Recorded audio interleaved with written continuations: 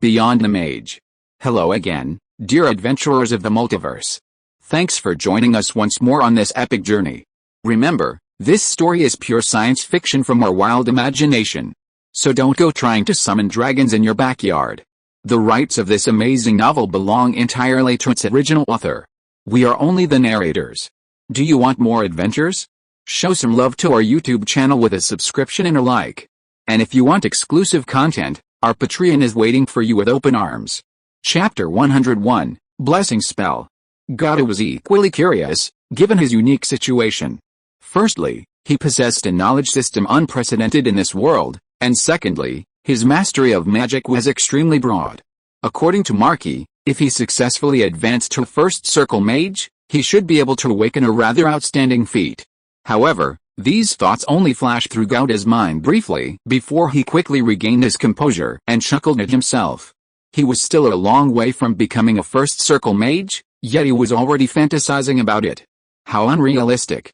Then those of us who are just practicing apprentice guidance and apprentice meditation, if we are fortunate enough to advance to First Circle Mage, will be at a significant disadvantage in awakening our feats, someone else remarked. Gauda nodded in deep agreement.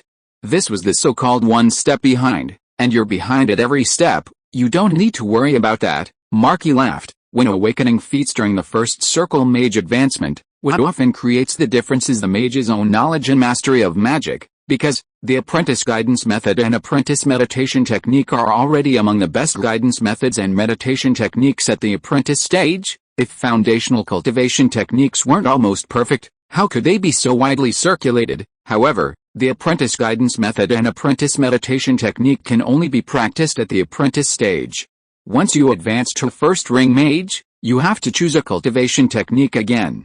That's when the difference in cultivation techniques will become apparent. Marky's words sounded a bit strange at first, but they were actually quite easy to understand upon closer examination. Just like in his previous life, general education books were often compiled by a group of people after rounds of revisions and selections. But the knowledge at the truly advanced stage was a mixed bag, with no unified standard textbook. Therefore, one must enter the Seer's Magic Academy as early as possible. Otherwise, for a wild mage, not to mention whether they can advance to First Ring Mage, the choice of cultivation technique after successfully advancing to the First Ring will be a big problem, because there is simply no choice. Gauda thought to himself. Can one reveal their specialty? The mage apprentice beside Gauda asked curiously. Marky shook his head. Of course not, especially for battle mages. Feats are even more secretive than spells. After all, once a spell is cast, it's inevitably revealed, but unless the mage themselves declares it, who can accurately describe the specific effects of a feat? Watch out, prepare for battle. Just then, Marky, who had been chatting and laughing with everyone a moment ago, suddenly turned serious. Gauda immediately sensed the approaching danger and warily scanned their surroundings. Screech. As soon as Marky finished speaking, a series of sharp, piercing cries rang out. From a towering tree in the nearby dense forest, a swarm of earth bats suddenly flapped their wings and flew towards their group. There were 12 of them. But the reason Marky's expression was so serious wasn't because of their numbers. It was because of the leader of the swarm, a massive earth bat. This earth bat even had 2 legs like appendages. From afar, it resembled a winged, hairless dwarf, its body appearing as hard as rock. Without a doubt, this was a genuine Ring 1 ley line creature.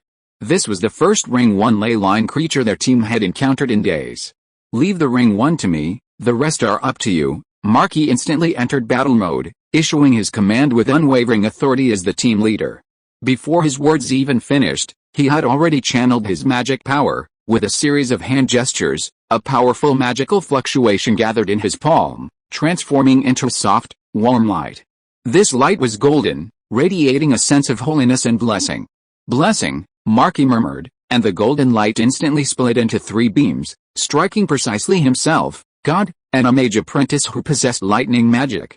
The instant God was struck by the light, a sacred cross symbol appeared on his body. However, this symbol existed only briefly, vanishing in an instant. Then, a soft yet solemn chant echoed in Gauda's ears, but like the cross symbol, it vanished in an instant. An unprecedented power and courage surged from his body. I have cast the First Circle spell, Blessing, on you two. For the next minute, Your spell attacks and spell defenses will be significantly enhanced.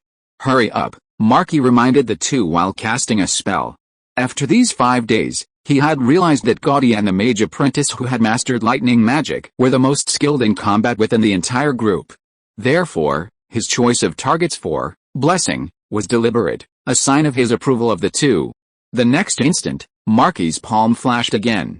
3 flashing darts condensed and were then flung out by him, streaking across the sky like 3 missiles, hurtling towards the leading giant earth demon bat. Magic missiles. The giant earth demon bat clearly sensed the threat of the magic missiles after being blessed by blessing. It let out a deafening roar, hovering in the air, and spat out cone-shaped pebbles. The overwhelming pebbles completely covered the 3 magic missiles. After a violent explosion, the pebbles were all reduced to dust and scattered, but the 3 magic missiles also exhausted their power and dissipated. Meanwhile, Gauda quickly adjusted his breathing and entered battle mode. His fingers danced lightly, and intense energy rose up. Fire arrow plus. With a low shout, a burst of burning flame shot out. The fire arrow, like an arrow released from a bow, tore through the air, heading towards the swarm of earth demon bats with raging flames. Wherever the spell passed, the air seemed to be ignited, leaving a long trail of fire. Its power visibly increased. The zero-ring earth demon bat that Gauda had targeted reacted in the same way as the leading one-ring earth demon bat. It spat out cone-shaped pebbles to block the path of the fire arrow. It attempted to use it to counteract the power of the flame arrow. But some things are things the boss can do, and it can't. The flame arrow, enhanced by the blessing spell, while not reaching the level of a first-level spell, still surpassed the level of a trick. If one had to be precise, it would be a 0.5 level spell. The fierce flames blasted through the cone-shaped pebbles and continued forward, accurately striking the hovering earthworm bat. Boom! In an instant, a deafening roar resounded, and the earthworm bat let out a shrill scream as its entire body was engulfed in flames, tumbling from mid-air and crashing heavily to the ground, kicking up a cloud of dust. Seeing this, Gauda's eyes flashed with shock and an unprecedented sense of exhilaration. Is this what it feels like to be carried by a big boss? With a blessing of the first-level spell, blessing, his flame arrow plus power surged, capable of instantly killing a 0th level Leline creature. Despite the exhilaration, Gauda remained vigilant. He knew the battle was far from over. While the other mage apprentices cast spells, a layer of grayish light flashed across his skin with a thought, Blade Protection Plus. Having used this brief window to buff himself with defensive magic, Gauda, now more confident, attacked again. He targeted another earthworm bat. It was nimbly and cunningly circling in the air, constantly dodging the apprentice's spells. Gauda struck decisively. Again, Fire Arrow Plus. But this time, the earthworm bat he targeted was different. Facing the incoming fire arrow, it didn't recklessly confront it head-on. Instead, it circled in the air, skillfully grazing the arrow and dodging it. As small, flying Leline creatures, agility was the earthworm bat's forte. A simple straight-line attack, at a sufficient distance, is indeed easily evaded by these exceptionally agile flying creatures. Seeing that it had dodged Gauda's spell, the earth bat let out a sharp cry, seemingly triumphant yet also defiant. Boom! A powerful roar transformed its sharp cry into a mournful wail. The fire arrow, which should have missed, turned back as if by magic. A true man never looks back at an explosion. The earth bat was no exception. So it really exploded. Ever seen a fire arrow that can curve? Watching yet another earth bat, its body ablaze, plummet from the sky to the ground, Gauda scoffed inwardly. Chapter 102, Frozen Ray. On the other side, the battle between Matri and the Earthbat leader continued, far from being as easy as it was for God. After all, with a blessing of the spell, God's side essentially had 2 0.5 level mages temporarily, which could exert a certain rank suppression on these 0-level Earthbats. However, the battle between Matri and the Earthbat leader was a true 1-level versus 1-level fight. With a flap of its wings, the Earthbat leader stirred up a gust of wind. At the same time, it opened its massive maw filled with fangs again, and a strong energy gathered in its mouth. Then it suddenly spewed it out. It was a dense, cone-shaped rain of pebbles. With the help of the wind, the speed of the pebbles increased dramatically, and with a sharp whistling sound, they shot towards Matri like a barrage of hidden weapons. At the same time, a layer of magical fluctuation spread out, forming an invisible shield around Matri. All the rubble, just before it touched Marky's body, seemed to be blocked by an invisible barrier, falling or bouncing away without causing him any harm. God recognized this spell, shield. The battle continued. Just as the Earthbit leader relaxed its guard slightly, a shard of ice crystal silently flew out from among the scattered pebbles. Like a cold ice blade, it sliced through the air, heading straight for the Earthbit leader. This was another killing move from Marky. Using the opponent's attack for its own purposes, concealing the traces of its spell, it caught the batter off guard. In terms of both strength and adaptability, Marky truly lived up to his reputation as a mage of the enforcement team. The Earthbit leader was clearly unprepared for this sudden counterattack. Its wind beats became rapid and chaotic in an instant. It tried to dodge the deadly ice crystal shard through high-speed movement.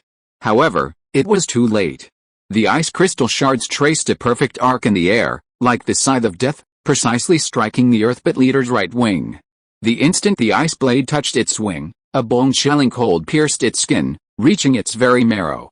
But this wasn't the end. Crack, a crisp cracking sound erupted in the air. The ice crystal shards exploded, transforming into dozens, even hundreds, of fragments that grazed the Earthbit leader, leaving tiny wounds and covering it with a thin layer of frost.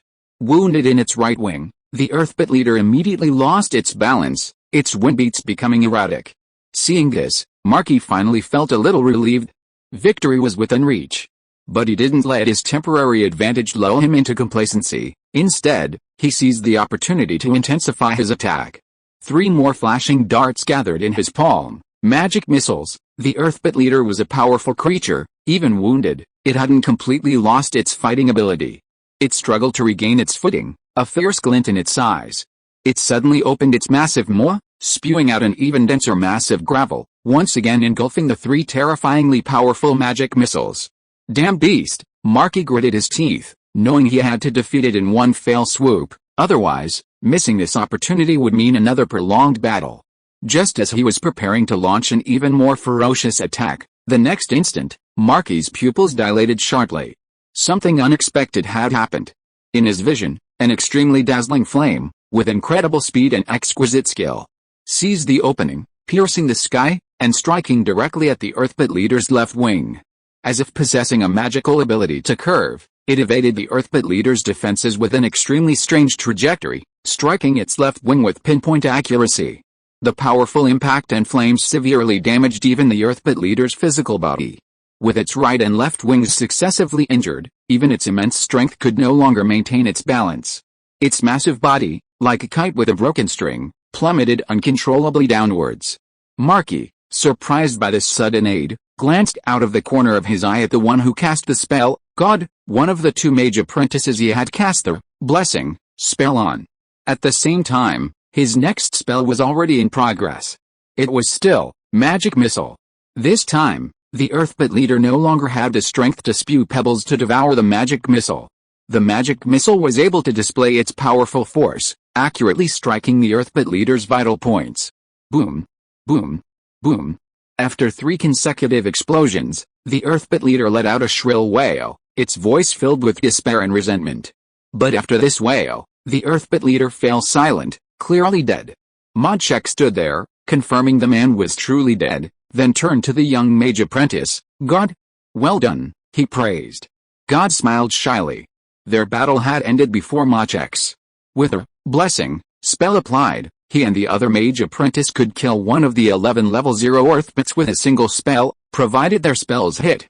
The Flame Arrow Plus spell's ability to adjust the trajectory ensured God's perfect accuracy in this battle. He single-handedly killed 5 level 0 Earthbits with 5 Flame Arrow Plus shots. The remaining 6 Earthbits, facing an attack from a level 3 mage apprentice also blessed with blessing, and the combined assault of a dozen or so other mage apprentices, couldn't hold out for long. Therefore, their battle ended much faster than expected. This allowed God to notice Mage's situation and provide timely support. After the battle, Marky led the group to clean up the battlefield. The most valuable parts of the earth levitating bats were their eyes and a gland inside their bodies, so they simply dissected and collected them on the spot. However, out of a total of 12 earth levitating bats, only 6 pairs of eyes were collected. This was because most of the damaging spells were too violent, often causing great damage to the corpses of the levitating creatures while killing them. For example, The earth-levitating bats killed by God's fire arrows were all burned to charcoal. Let's rest for a bit. After ensuring that all the valuable materials had been collected, Marky directed the group to return to the main road to rest temporarily. This encounter had taken a toll on them, and if they didn't recover their mana and continue exploring in the dense forest, they were likely to suffer casualties if they encountered hordes of levitating creatures again.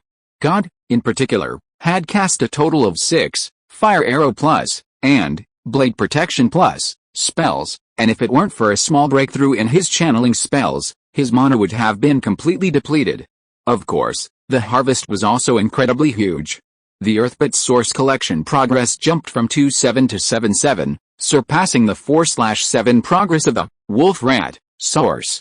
After drinking most of a bottle of blue light potion and channeling his mana to full, Gauda didn't immediately open his eyes.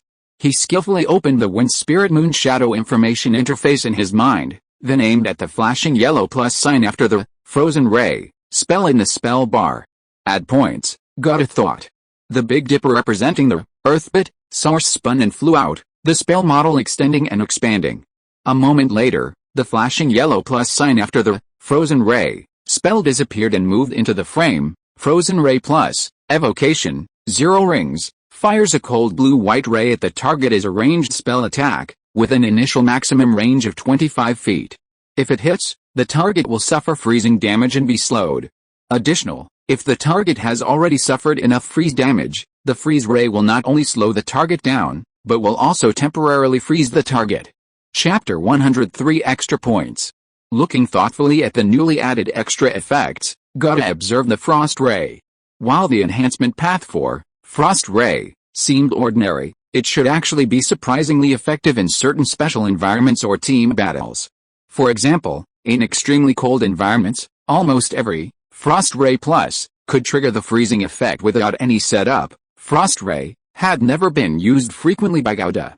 This was because its power, casting range, and damage area were far inferior to Fire Arrow. However, this didn't mean that Fire Arrow was a superior spell to Frost Ray. Frost Ray possessed a strategic value that Fire Arrow couldn't replace. This was one of the characteristics of spells. Both were damage spells, but their applicable ranges differed greatly. Even spells with lower damage had their unique uses. The spells in this world weren't like those in the old novels Gauda had read in his previous life, where it was a simple system of upgrading and eliminating. Those grand mages in those books seemed to have mastered a multitude of spells, but in reality, they usually only used 1 or 2 of their most powerful spells. Here, spells learned at level 0 can be used indefinitely. For example, high-level mages constantly use Hand of the Mage. This makes the breadth of each mage's spell library exceptionally important. Only with a sufficiently large spell library can one handle various situations with ease and truly be considered omnipotent. This time, Marky let everyone rest for a full hour before leading the team back into the dense forest. The day's exploration mission was only slightly dangerous at the beginning with the encounter with the Earth Demon Bats. The rest of the time, there were few unexpected events. Moreover, it seemed that the number of Leeline creatures gathered in a certain area always fluctuated around a fixed value. Because they killed 12 Leeline creatures, including a level 1 Leeline creature, at the beginning, Marky couldn't find a single Leeline creature left in his designated area before dark. This was the first time in many days that Gaode's team had completed the mission ahead of schedule. The weather was getting hotter and hotter. As the harvest month approached its 20th, this exploration that had lasted for more than half a month was finally nearing its end. The harsh environment and the life of sleeping outdoors had turned the once radiant mage apprentices into disheveled figures. Death was a constant companion. Even in Gauda's group, one member perished. It was a level 1 leaf serpent, lurking among the leaves, that suddenly attacked. Although Marky intervened and killed it in time, the leaf serpent's venom spread too quickly. Within minutes, it had infected the attack mage apprentice's entire bloodstream, rendering it incurable. However, as time passed, the casualty rate decreased daily unless there were special circumstances. For over 10 days, there were at least 5 or 6 battles every day. This made the wild mages, who initially only sought to earn some extra money, increasingly adept at dealing with Leeline creatures, gaining more experience, becoming more vigilant, and gradually developing their own understanding of combat. This was especially true for Gauda. Before this, His combat experience was severely lacking. These 10 days of intensive exploration filled the gap in Gauda's weakest link. Moreover, fighting alongside so many mage apprentices, led by the first-ring mage Marquis from the enforcement team, he gained a deeper understanding of the specific effects of many spells, greatly broadening his horizons. Of course, all of this is secondary. For Gauda, the truly important gains are invisible to others. With a thought, he opened Wind Spirit Moon Shadow. Compared to before his departure half a month ago, the information panel of Wind Spirit Moon Shadow is now undoubtedly much richer. Origin: 0 ring, gray-eyed rat, earth demon bat, used, human, 2/7, digging worm, 1/7, wolf rat, 7/7, ferocious rat, 7/7, magic explosion frog, 2/7, electric lizard, 7/7, hyena, 1/7, giant soldier ant, 2/7. When he set out, the origin column only had 7 entries, now it has expanded to 14, exactly double. But that's about it. Gauda believed that the types of zero-ring leyline creatures emerging from the Hogan ley line were definitely far more than these.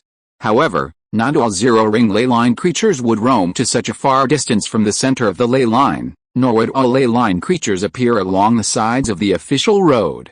In the end, the area they had explored was only a very small piece.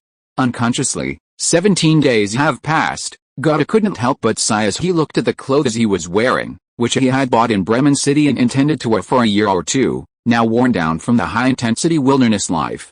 Although these days were tough, watching the numbers jump on the Wind Spirit Moon Shadow source bar every day, as well as his increasingly skillful combat techniques and stable mentality, Gauda was somewhat immersed in it. It really felt a bit like the internet addict in his previous life, spending the whole night in an internet cafe, leveling up with a bucket of instant noodles and a sausage. Although it was hard, he was content and happy. Now, after deducting the source points he had already used and the source points he had not yet collected, Gauda still had 3 source points left unused. Thinking this, Gauda's gaze fell upon the spell bar. Spells. 0 level, Repair plus, Acid Splash plus, Freezing Ray plus, Increase Resistance plus, Fire Arrow plus, Blade Protection plus, Mage Hand, Water Creation, Northward Path, Purify Food, Tracking Mark, Flash, Touch of Fatigue, Detect Magic, Read Magic, Detect Poison, Magic Trick, Switch, Message. A total of 19 zero-level spells, 6 of which had already been upgraded, including all of Gauda's most frequently used spells in combat. Of the remaining unupgraded spells, Gauda's usage rate wasn't particularly high, so he wasn't in a hurry to upgrade them after obtaining the source. It was foreseeable that after this initial exploration mission ended, he wouldn't have such a rapid opportunity to obtain source again in the short term, and the source collection progress would temporarily stagnate. Good steel should be used where it's needed most. Gauda needed to carefully consider which 3 spells to allocate his 3 skill points to. After several days of thought, he had made his decision. Aside from spells that boosted combat power and those he used frequently, the priority for allocating skill points should be spells that would be used frequently and foreseeably, spells like Repair Plus, that might provide some monetary gain, others. Following this line of thought, Gauda selected the following 3 spells: Detection Magic, Water Creation, and Reading Magic. Food is relatively easy to find in the wild, but finding safe water is not so easy. Food is also relatively lightweight, even carrying several days' worth of dry rations won't be too much of a burden. Water is different. At 3.5 liters a day, that's 3.5 kilograms. Carrying 3 days' worth of water would be 10 kilograms, therefore, the main source of water for survival in the wild will still rely on magic. My next plan is to go to the Sears Magic Academy to study. It's foreseeable that my opportunities to come into contact with magical text will greatly increase. The frequency of using spell reading will definitely also increase. Detection Magic goes without saying, it has always been one of the most commonly used spells by mages, second only to the Mage's Hand. Gauda mentally reviewed his thoughts, finalized his choices, and quickly focused his attention on the 3 flashing yellow plus signs after the 3 spell entries. Chapter 104, Water Creation Technique. Swoosh, swoosh, 3 sets of Big Dipper stars flew out from within the Wind Spirit Moon Shadow, merging into the 3 spell models chosen by Gauda. Moments later, the plus signs after the 3 spell entries shifted, and the spell effects changed slightly. Detect Magic Plus, Prophecy, 0 rings. You can detect the aura of spells and spell items within 20 meters, determine the presence of magical aura, and perceive its quantity and intensity. Magical auras leave a residual aura after their source is destroyed, if the source is a spell item, or dissipates, if the source is a spell. If you observe and direct this location with detect magic, the spell will indicate the presence of a dim aura. The duration of a dim aura's residual aura depends on the power of its source. The amount of information you gain depends on when you cast the spell. The range of detect magic is 20 meters, and the object must be within your line of sight. In addition to spells and spell items, you can also detect the aura of creatures. Reading magic plus prophecy, 0 rings. You can decipher magical text on items such as books, scrolls, and weapons that cannot be deciphered by other means. Such deciphering usually does not release the magic contained in the text. Furthermore, once this spell has been cast and a piece of magical text has been deciphered, the same text can be understood without needing to resort to reading magic again. In addition to deciphering magical text, there is also a chance to decipher unfamiliar text. The success rate depends on the mystique of the text and the caster's own knowledge. Water creation plus conjuration, 0 rings. This spell creates 2 gallons, increases with a caster's rank, of clean, drinkable water, much like clean rain. You can create the water in an area of suitable size to hold the liquid, or an area 3 times the size of the above. This water may pour down like rain or fill many smaller containers. If the water is not consumed, it will disappear after 1 day. Note, each gallon, approximately 4.8 liters, of water weighs approximately 8 pounds. 1 cubic foot can hold 8 gallons of water, weighing approximately 60 pounds. Bonus, the first cast of this spell each day will allow you to create other random liquids to replace water, including but not limited to honey, wine, poison, and wastewater. You will receive specific information about the random liquid created. Is this a daily first draw? Although he added points to 3 spells at once, the Water Creation Plus spell ultimately captured Gada's full attention. His lips twitched. This bonus effect was simply too striking. While the enhancement directions of detection magic and reading magic were somewhat predictable, the bonus effect of Water Creation Plus seemed far too fantastical. In Gada's understanding, it was a daily lottery opportunity. If he draws fine wine, it would be a huge windfall. The price of fine wine varies depending on quality, origin, and supply and demand. A pint of fine wine can range from a few coppers to several golds. 1 gallon equals 8 pints. 2 gallons is 16 pints. Even at the lowest grade of ale, a pint of ale costs 2 copper coins. 2 gallons would be 32 copper coins. If you're lucky enough to draw high-end wine, a pint could be worth 1 gold coin or more. 2 gallons would be worth 16 gold coins or more. The only downside is that the water created by water creation will only last for 1 day if it's not consumed. So, unless you're planning to scam someone, even if you draw superior wine using Water Creation Plus, you can only keep it for yourself, and even then, only for 1 day. What was expected to be at least 2 or 3 more days of exploration suddenly ended on the 2nd day, the 21st of harvest month. It wasn't that the exploration quest was abandoned. It was because the official forces of Carmen City were also organizing exploration. Both sides started their exploration quests from Carmen City and Bremen City respectively, and now they've converged. Therefore, the exploration quest was completed ahead of schedule. Upon receiving the news, Gada was still somewhat reluctant, but also relieved. After so many days of intense work, his mind was completely exhausted. Ultimately, it was because his strength was too weak, requiring him to maintain constant tension. If he were a first or even second rank mage, he would be much more relaxed. Furthermore, he hadn't anticipated the mission would last so long before leaving the city, so he only replenished his supplies with 5 sets of basic magic potions, a 15-day supply. Therefore, 4 days ago, Gada's basic magic potions were completely depleted. Even his 5 sets of blue light potions were down to just 1 small bottle. Without the aid of magic potions to guide his cultivation, his progress was as slow as a tortoise, making Gada extremely uncomfortable. Being able to return now was a good thing. The Bremen City officials were very generous. Even though there was no need for today's exploration mission, they didn't take back the early payment from last night. Instead, they organized everyone to pack up the camp and return to Bremen City together. They left the city on the 3rd, And it's now the 21st, a total of 19 days. Gauda's harvest was 95 gold coins and 5 points of complete origin. A very fruitful harvest. Compared to their journey there, the return trip was remarkably smooth. The ley-line creatures along the main road had already been thoroughly cleared, requiring no further descent. Coupled with the fact that they had been traveling for so long, everyone was eager to return. Therefore, what had taken nearly 20 days to arrive had only taken 2 days to return. When the weary group finally saw Bremen again, it felt like a lifetime had passed. Their group consisted of approximately 500 Mage apprentices. Nearly 50 had left on the first night, leaving around 450. After days of clearing the land, those 450 had dwindled to about 410. Even with reliable logistics and healing mages, and facing mostly level 0 ley-line creatures, the mortality rate was still nearly 50%. The terrifying nature of these creatures was evident. To Gauda's surprise, when they parted ways, their leader, the Mage Marquis, proactively approached them and gave them his address. It's been a pleasure working with everyone these past few days.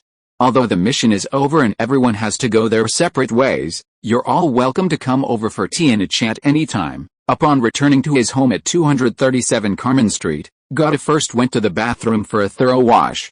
There's no way to bathe in the wild. At most, you can just wash your face. After more than half a month, his body was sore and smelly, and his hair was tangled. This made Gauda, who usually bathed once a day, extremely uncomfortable. Isn't there a spell similar to a cleansing spell? That shouldn't be the case, Gauda muttered to himself as he showered. Where there's a need, there should be a corresponding spell.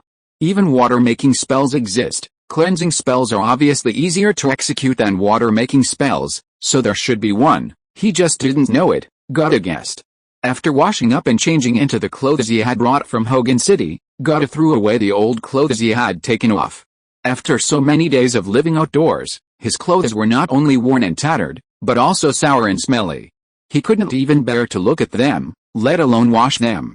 After cleaning himself up, he grabbed his keys and left home. He had a lot to do today. First, he wanted to treat himself to a hearty dinner at a restaurant. Then he'd go to Hatton's clothing store to buy 2 new outfits, and then to the potion shop to replenish the basic magic potions he needed for his guided magic practice. In addition, he needed to buy several large containers to hold the random liquids created daily by Water Creation Plus. Finally, he wanted to buy some gifts. He planned to visit Marquis tomorrow or the day after to learn about the Hogan Lelands. 20 days had passed since the reinforcements from St. Cien City arrived in Bremen. There should have been some progress by now. However, the suppression of the Hogan Lelands was definitely not over yet, because Gauda had just taken a special trip to the city square for a distant look. That awe-inspiring airship was still there, not yet gone. Chapter 105 Level 4 Earth Veins. A sumptuous dinner, a large turkey leg and boiled potatoes, served with a light mead, costing 4 silver and 6 copper. 10 sets of basic magic potions, exactly a month's supply, cost 60 gold. 2 sets of linen casual clothes, 14 silver. 2 bottles of finely packaged sparkling wine, 30 silver. A bottle of myrtle oil from a perfume shop, 10 silver. 2 8-gallon wooden barrels, 10 silver. The total was 63 gold, 8 silver, and 6 copper. After this large expenditure, Gauda, who had just made a small profit responding to the call to arms, saw his savings reduced to 222 gold and 10 silver. It seemed like a lot, but if he continued to use basic magic potions for cultivation, this money would only last for less than 4 months. After enjoying dinner and doing some more shopping, Gauda returned home, drank a bottle of basic magic potion, calmly circulated his guiding magic, and returned to a smooth cultivation experience. Addicted to drugs, Gauda muttered to himself, then continued to focus on his cultivation. With the aid of basic magic potions, although the guiding technique had only achieved a small breakthrough on the 8th of harvest month, the next small improvement was not far off. This visible progress in cultivation made Gauda particularly enthusiastic about his practice. The 25th of harvest month.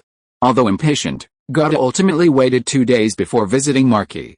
He believed that Marquis was also concerned about news regarding the Hogan Lee-line. However, considering that Marquis, like them, had been away for over half a month and unlike him who was without family, would surely want to reunite with his wife and children upon his return.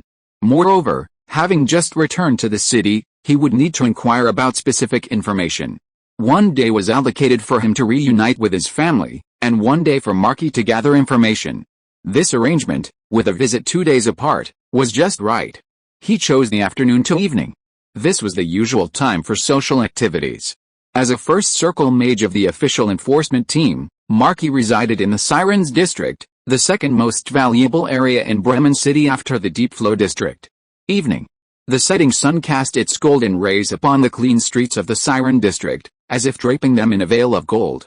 Gaudi walked along the street, eventually arriving at the address given by Marky, at an exquisitely decorated 2-story detached house.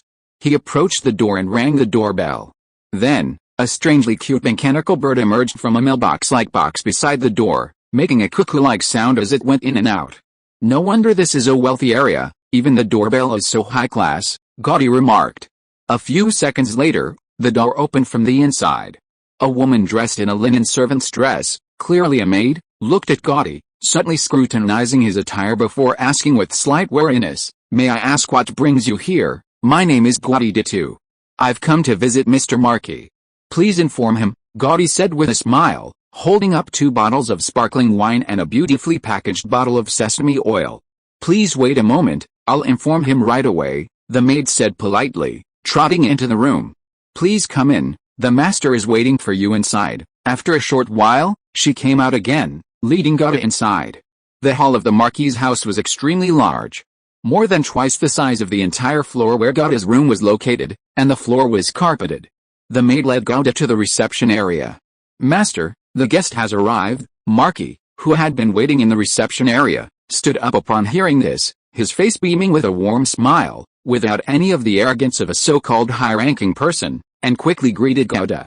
"Welcome, my friend." Marky had always had a good impression of Gaudi, the youngest mage apprentice in the group, whose combat skills were exceptionally outstanding. Gaudi smiled and replied, "I hope this sudden visit has not disturbed you." As he spoke, he presented the gift he was carrying.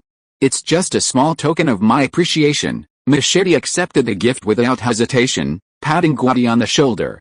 "Just come in person next time, no need to spend money, please have a seat." He led Gaudi to a seat in the elegantly decorated reception area.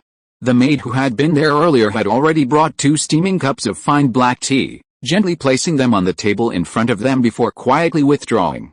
Even the cups were so high class. Gaudi noticed the classic and delicate patterns on the teacups, the porcelain glaze pure white. Was this the quality of life for a first-ring mage? He was quite envious.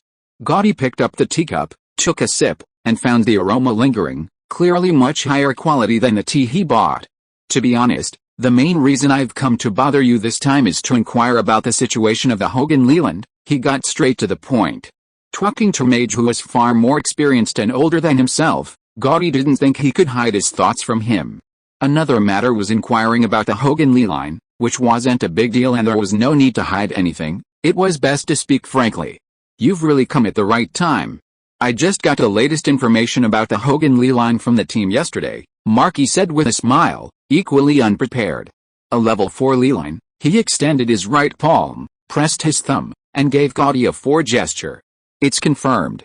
The Hogan line is a level 4 line, the same level as the existing spring lines in our Bremen region. From now on, Bremen will have 2 level 4 lines. Although the appearance of the Hogan line resulted in the loss of Hogan City, and the casualties were considerable, the next decade or so will see Bremen become bustling because of this new line. It's hard to say whether it's a blessing or a curse," Marky remarked. "Have the line creatures that caused the Hogan line riot been suppressed?" Gaudi asked, seeing Marky's demeanor. Because Marky spoke of the Hogan Lelands with a smile, it meant the situation couldn't be too bad. "Not yet, but soon," Marky said. "The reinforcements from St. Sen's City this time are led by Mage Frey. Mage Frey is an extremely powerful battle mage. His combat strength is among the best of the court mages. On his first day in the core area of the Hogan line, Mage Frey killed 3 4th-ring line creatures entrenched in Hogan City. In the following days, he led his team to sweep through the vicinity of the Hogan line core area several times until not a single 4th-ring line creature could be seen. This deterrent effect should last at least 1 or 2 years, even if 4th-ring line creatures reappear in a year or 2.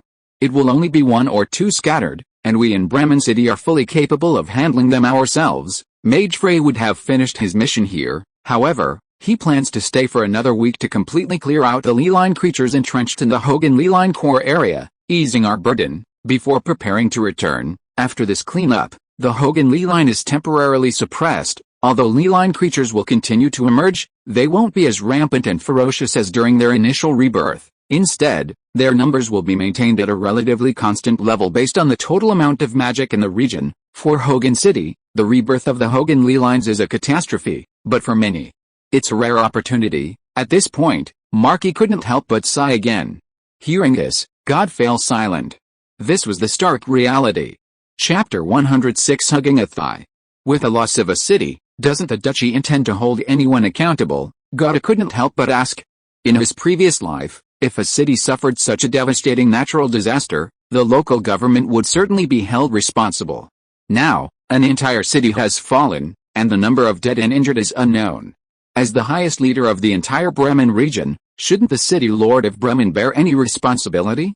Logically speaking, he should bear some responsibility. After all, the signs of leyline regeneration have been present for so long, there should be some negligence on his part. Modchek didn't hesitate to reveal some secrets to Gouda. However, our city lord has very strong connections. The wife of the current dean of the Sears Magic Academy is from our city lord's family, the Haynes family. Modchek pointed upwards. Thanks to this connection, Lord Haynes enjoys certain privileges. For offenses like this, whether punishable or not, the higher-ups usually just let them go. Moreover, with this connection, any member of the Haynes family's direct bloodline with even a slightly outstanding mage talent can directly enter the Sears Magic Academy without going through that extremely rigorous examination. Marky's tone was full of envy. It seemed this was the privilege he cared about most. Like this time, when Mage Frey led a team to Bremen to provide support, and our Lord Haynes has already smoothed things over in a short time, when Mage Frey returns, he will take Lord Haynes's 3 children with him and send them to the Sears Magic Academy. Hearing the familiar Sears Magic Academy, Goat instinctively sat up straight. Miss Jerica is out of the question. She's only 16 this year, and she already broke through to the 3rd tier Mage Apprentice level 3 years ago. She's only been focused on learning magic and expanding her spell library these past few years so she could awaken a powerful specialization when she advances in her ring, which is why she's remained a 3rd tier Mage Apprentice. With Miss Jerica's talent, she would have a high probability of passing the Sears Magic Academy's entrance exam even if she took it seriously, but the other 2, who are several years older than Miss Jerica, only just reached the 3rd tier Mage Apprentice level this year. With the city lord's resources, even a pig could force himself to reach the 3rd tier Mage Apprentice level with potions. This kind of talent is a waste of resources if she goes to the Sears Magic Academy. Marky curled his lip and muttered under his breath. You mean, Miss Jerica? On the other side, God didn't pay attention to Marky's mutterings. His eyes had already lit up. He never expected that the beautiful young lady with melancholy eyes was actually a genius with outstanding mage talent. Marky didn't think much of it. How could he have imagined that a rogue mage like God would have any connection with the young lady of the city lord's mansion? He simply assumed God was curious and casually introduced her. Miss Jerica is the most talented mage of this generation in the Haynes family. It's a pity she's a woman, and her mother died young, otherwise she would very likely be the next city lord of Bremen. After her mother's death, the city lord's many concubines began to fight amongst themselves, all wanting to become the principal wife. However, our city lord is quite clever. He has always remained an observer, letting them use their own methods to fight openly and secretly. Without deciding on a new principal wife, Marky couldn't help but add a few more words when the gossip about the city lord's mansion came up. Indeed, no one dislikes gossip. God listened with great interest, his mind racing with thoughts. After a chat that lasted about half an hour, God tactfully and firmly declined Marky's invitation to dinner, leaving Marky's house before mealtime. Miss Jerica, Miss Jerica. God kept repeating the name as he walked down the street, various thoughts flashing through his mind. The next day, the 26th of harvest month. In the morning, God arrived at the most central and magnificent building in the entire city of Bremen. Number 1, Deep Stream District, the city lord's mansion. As the power center of Bremen, the city lord's mansion was built with an imposing grandeur. The towering outer walls were made of white stone, each piece carefully selected and polished, its surface gleaming with a cold and deep luster. The gate of the city lord's mansion was made of heavy red oak, its surface inlaid with exquisite copper nails and carvings, sturdy yet magnificent. Above the lintel hung the family crest with a golden bird about to take flight pattern. One could also faintly see that several towering towers stood within the city lord's mansion. Every detail displayed the city lord's majesty. As Gowda stood before the intricately carved gates of the city lord's mansion, a sense of awe welled up within him. He glanced at his pocket watch. The 1 gold worth time clock displayed the exact moment, just past 9. The mechanical hands moved slowly, seemingly urging him on silently. Guards stood at the gate, clad in gleaming armor, spears in hand, their postures upright, standing like statues. "What are you doing?" Before Gowda could even move, one of the guards had already noticed him. Seeing him hesitate at the gate, the guard strode forward as usual, his voice booming, his tone carrying an undeniable authority.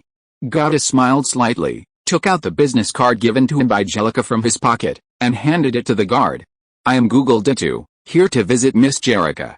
Please inform her." The guard took the business card, examined it carefully, and then his expression softened. "Please wait a moment, I will inform the young lady." He then turned and walked into the city lord's mansion with the business card. The guard's steps were steady and swift. He knew Miss Jellica's status in the mansion was extraordinary, and that as her guest, even if God was not particularly handsome, he dared not show the slightest disrespect. A short while later, the guard emerged from the mansion with a maid. The maid wore an exquisite lace dress, a pearl hair ornament, and had a delicate face and elegant manners. At first glance, she was not much different from a young lady from a wealthy family. She first gave Gowda an elegant curtsy, then said softly, "Master Google, Miss Jellica is aware of your visit and is waiting for you. Please follow me." Gowda thanked the guards on duty, then followed the maid through the gates of the city lord's mansion. Passing through the heavy oak doors, led by the maid past exquisite stone fountains and flower beds, they finally arrived at a beautifully decorated reception room.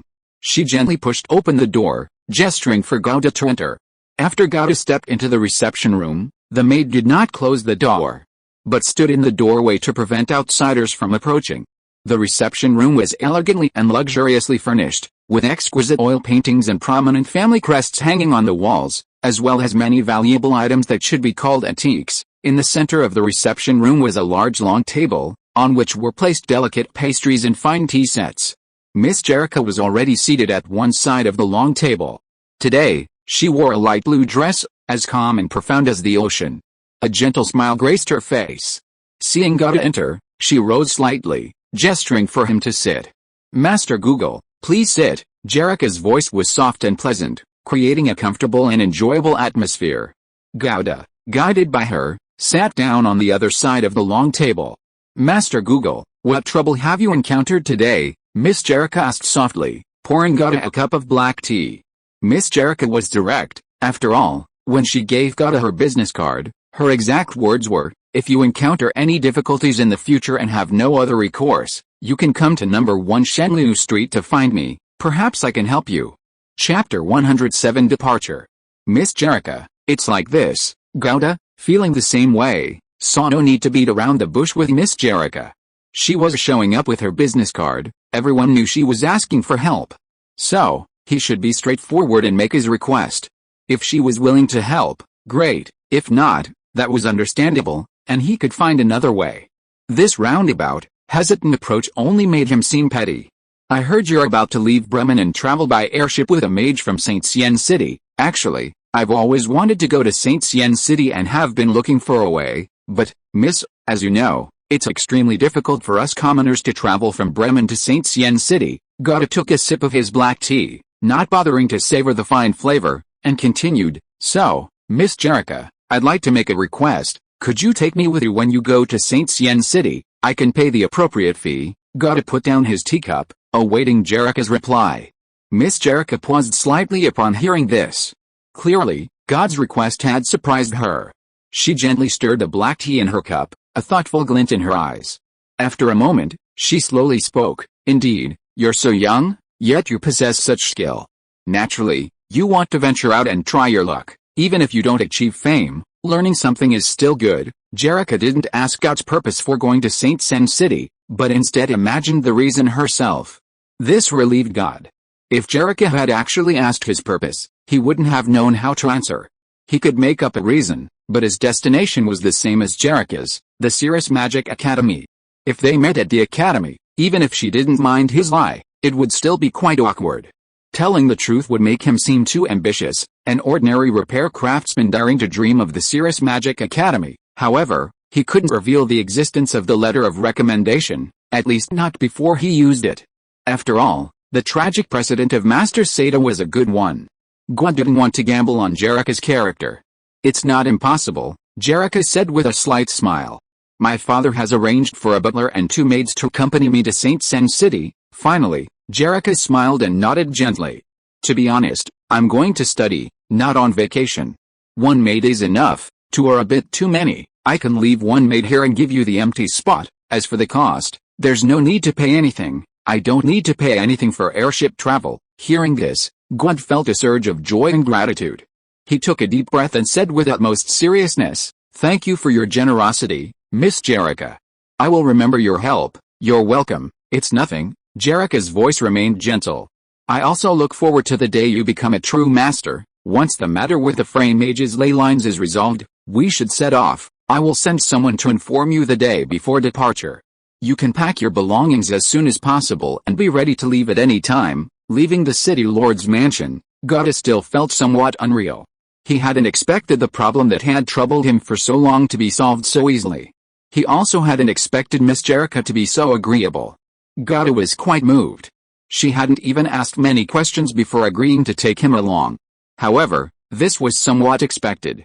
With Gauda's current status and strength, he was nothing compared to the illustrious and talented young lady of the city lord's mansion. Jerrica indeed had no need or inclination to ask questions. But taking him along was, after all, a great favor. However, Gauda currently lacked the ability to repay the favor, and could only silently keep it in his heart. Back at his home in Carmen 237, Gauda immediately began packing. He didn't actually need much, as he didn't possess many assets. Spell recipes, potion formulas, a change of clothes, the Fang of Hidden Mist, potions, and 222 gold in savings, that was all he owned. While packing, Gauda noticed 2 wooden buckets he had placed aside, meant for holding water. He suddenly remembered that he hadn't drawn the lottery today. "What a waste," Gauda muttered again, feeling a pang of regret. These were the buckets he had just bought yesterday for a hefty 10 silver. But he couldn't possibly bring 2 buckets to St. Sen City, could he? That would be a laughingstock. Thinking this, Gauda approached one of the buckets. His physical and magical energy flowed, and the spell model belonging to Water Creation Plus in the spell array was activated. Magical light condensed at Gauda's fingertips. As the magic pulsed, a fresh and moist scent began to fill the air. A thought flashed through Gauda's mind. The next moment, ripples began to spread across the previously empty interior of the wooden barrel. Water molecules, seemingly alive, rapidly gathered and condensed. As the spell continued, the water level inside the barrel rose higher and higher. When the magical light in Gauda's hand dissipated, a quarter of the 8-gallon barrel was filled with a golden, translucent liquid. Delicate ripples rippled on the surface, and a sweet, honey-like aroma slowly wafted from the barrel into the air. At the same time, a message appeared in Gauda's mind like an inspiration: superior honey water. This was the random liquid drawn by the Water Creation Plus spell. At least it's not sewage, Gauda thought, scooping a cup of honey water from the barrel and taking a large gulp. The richness of the honey and the freshness of the water intertwined in his mouth, creating a wonderful taste, and the silky smooth texture was truly delightful. No wonder it's called top-grade honey water. It's a pity it can only be kept for 1 day, otherwise this big barrel of honey water would be quite valuable to sell, Gauda thought to himself, unable to suppress his business calculations. In the following days, Gauda mainly did 4 things: eat, sleep, cultivate, and wait. He even neglected his work as a repair craftsman, repeatedly hanging up the restoration sign. During this time, he visited Pierre again, informing the old man of his decision to leave Bremen for Saint Sien. Pierre could only offer his blessings. "Good luck, kid. I think you have a good chance of becoming a powerful mage in the future." "Not just a chance, definitely," Gauda smiled confidently. Pierre laughed heartily. During these days, Gauda routinely cast Water Creation Plus once a day for his daily first draw. After casting it many times, he gradually discovered some patterns in Water Creation Plus. For example, although it says on the first cast of this spell each day, You will be able to create other random liquids to replace water. It's not actually completely random, there should be a so-called guaranteed mechanism. Because over these few times, the random liquids Geode obtained using Water Creation Plus were all honey water except for the first time, which was superior honey water. Depending on the situation, honey water is the so-called guaranteed liquid. If he gets other random liquids, then that's good luck. Harvest month 30th, the last day of the month. Geode finally received a message from Jellica's messenger. Mage Freya has completed his mission and will depart for St. Sen City at 9 a.m. tomorrow. Don't be late. Chapter 108 Wind Element. The Ancient Capital. That's the name of the airship stationed in Bremen City Square. It's an airship owned by the Sien royal family, an old-fashioned airship purchased from the Igor family 20 years ago. Even now, this 20-year-old airship still evokes a sense of awe. This time, to quickly quell the riots caused by the Hagen-Lee line, the Duchy of Sien dispatched this airship to Bremen, bringing with it court mages. On its return journey, it carried many special goods unique to the Bremen region, including expensive commodities such as tea and minerals, as well as several young people originally from Bremen who were preparing to travel to St. Sen City to study. On the first day of the dark moon, God, as Jerica's servant, boarded the airship for the first time. At this moment, only half a year had passed since God arrived in this world. And he was about to complete a triple leap, from Hagen City to Bremen City, and then from Bremen City to St. Sen City, the most prosperous city in the entire Duchy of Sien. With a series of swaying motions and the constant, intense hum of the propellers, the airship slowly lifted off. Inside the cabin, the immense thrust of the ascent pressed God's body firmly against the wall. The feeling of rushing blood to his head and ringing in his ears was both familiar and strange. After a while, gradually adjusting to the sensation, God looked down through the window. People and buildings on the ground were slowly shrinking, becoming tiny black dots. The outline of Bremen was gradually blurring. The hum of the propellers was particularly loud in the air. Soon, the city's outline disappeared. What remained were endless primeval forests, rolling hills, and winding rivers. Everywhere he went was sparsely populated wilderness. After all, compared to the vast territory of the Principality of Sien, developed, populated cities were far too few. God gazed at the scenery through the window for a while, but the novelty quickly wore off, and the repetitive scenery became monotonous and boring. He returned to his cabin. Having taken Jerica's maid's place to board the airship, God was assigned the lowest class cabin, the kind reserved for servants, located on the lowest deck. It was cramped and small, barely enough for a bed and a table, with almost no room to stand. But God was already quite satisfied. After all, this was the airship of the Shan royal family, not one specifically for transport or passengers. Besides, as someone hitching a ride, having a room at all was already a blessing, let alone a single room. God took out a basic magic potion and placed his luggage under the bed in his cabin. The ancient capital airship was a large vessel over 300 meters long and nearly 70 meters high. Although it was an old-fashioned airship from decades ago, its cruising speed could still reach 150 kilometers per hour. At this speed, the journey from Bremen to St. Jean would only take less than 10 hours. The enormous ancient capital airship comprised an isolation compartment housing buoyancy gas bags, a magical power module housing the propulsion system, a command module for the captain to operate the airship, a cargo bay for storing goods and supplies, a weapons bay equipped with the airship's weapons, a maintenance bay for repairs and maintenance, and even an observation bay providing better visibility. Beyond these, there was the living quarters. Even so, the ancient capital airship could still carry over 1,000 people. Apart from the 3 young masters and ladies of the Haynes family, the passengers were all mages from St. Sen City. And they were all fully fledged mages, not apprentices with 0 ring status. This made God feel like he was in a room with hundreds of tigers. Therefore, he decided to stay in his cabin until they reached their destination. Thinking this, God drank his basic magic potion in one gulp and began his training for the day. Gulda had assumed the journey on the airship would be smooth sailing. But as it turned out, in this era, even the skies were fraught with danger. Boom! The airship suddenly began to shake violently. The sounds of objects crashing and falling echoed, startling Gouda, who was meditating. He opened his eyes, his gaze filled with astonishment. What's going on? Have we encountered strong turbulence? The next moment, a rapid, piercing alarm sounded from inside the airship, explaining everything. Attack! Attack! Lee-line creature attack! All personnel to their positions, Then, Gauda heard hurried footsteps coming from above. He jumped out of bed, opened his cabin door, and ran outside. The corridor outside the cabin wasn't narrow. In fact, it was more spacious than the cabin itself. This floor was mostly occupied by crew members in uniform, and a few passengers like Gauda, whose status was servants. The crew members were running, each heading to their assigned posts. It's a fully grown wind elemental. How could something like this appear on this route? It's most likely from the Hogan ley lines. Wind elementals are never sociable. They move fast and are carried by the wind, so they can go anywhere. The crew's exasperated voices rang out. The airship's protective magic array is already activated. I wonder how much more energy reserves will consume this time. It seemed the danger wasn't too great. From the crew's tone, it was clear they weren't overly panicked, but rather regretful about the energy reserves being depleted by the protective magic array. Gauda immediately felt reassured. He looked out the window, trying to catch a glimpse of the outside world. Although his cabin was at the very bottom of the airship, severely limiting his view, he could still clearly see the wind elemental's form. It was enormous and hovering around the airship. As its name suggested, the wind elemental's body was composed of gales of wind, shaped like a giant, twisting, and spinning tornado. It held a bow and arrow also made of gales of wind, emitting deafening roars from time to time. Each roar was accompanied by howling winds, churning the surrounding clouds like a boiling ocean. Darabang Babond, the wind elemental babbled, but Gauda couldn't understand it at all.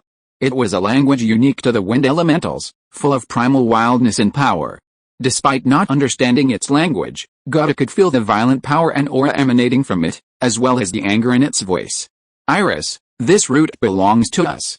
You strayed into a route, not we invaded your territory. Immediately afterward, Gauda heard a voice from his own airship, calm and collected, with an unquestionable authority. Bang Balakabazai, the wind elemental remained extremely agitated, not intending to give up, but instead responding with fury. The next moment, Gauda saw it pull back the enormous bow woven from the wind. The arrow, accompanied by a swift tornado, swept towards the airship. However, the magical runes on the airship seemed to come alive, emanating a layer of magical light. This magical light intertwined, forming an indestructible magical shield that tightly enveloped the airship. The tornado arrow struck the magical shield on the airship's surface, unleashing a deafening roar. Rumble.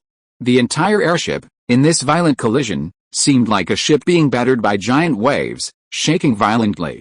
You ungrateful beast! Immediately afterward, God heard an angry shout from inside the airship, filled with rage and dissatisfaction at the wind element's provocation. Rumble. God couldn't see the specific details clearly through the small window. He could only see outside, multicolored lights flashing continuously, various magical lights colliding fiercely, forming a magnificent aerial battlefield. The airship swayed constantly in this intense battle, as if it might crash at any moment. Every jolt of the airship made God's heart leap into his throat. He had neither a parachute nor any flying magic. If the airship crashed, he would surely die. This feeling of having his life in someone else's hands made Gauda feel extremely uneasy. If you are listening to this novel on a channel other than Fanfic World, it means it was downloaded and re-uploaded without effort. We warmly invite you to visit our channel, Fanfic World. There you will find the original version of this story and many other novels of various genres. We look forward to seeing you dive into a world of incredible novels. Chapter 109 Saint Sien City. Thankfully, after another intense clash of magical energy, the airship finally calmed down. Godric pressed himself against the window, peering through the gradually stabilizing and fading magical shield. The massive wind elemental was nowhere to be seen. Is it dead or driven away? Godric couldn't get a clear answer. Inside the airship, the lights that had been extinguished by the wind elemental attack flickered back on.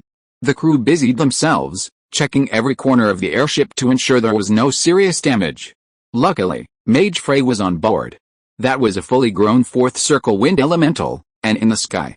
If it weren't for Mage Frey, even another fourth circle mage might not have been able to save the airship. Then he heard the crew talking outside. Bad luck. Wind elementals are among the most terrifying ley-line creatures in the sky, but they're also very rare. It's amazing we encountered one. Godric's heartbeat gradually calmed, knowing the attack was truly over. The airship stabilized again and continued along its planned route. After standing by the airship window for a while, Gauda returned to his cabin. However, the unease in his heart hadn't completely dissipated. Airships aren't safe either. And if something happens, it's a 100% death sentence for me. I must master flight, he set a short-term goal for himself. For the rest of the journey, he encountered no further dangers or disturbances. The airship traveled smoothly eastward.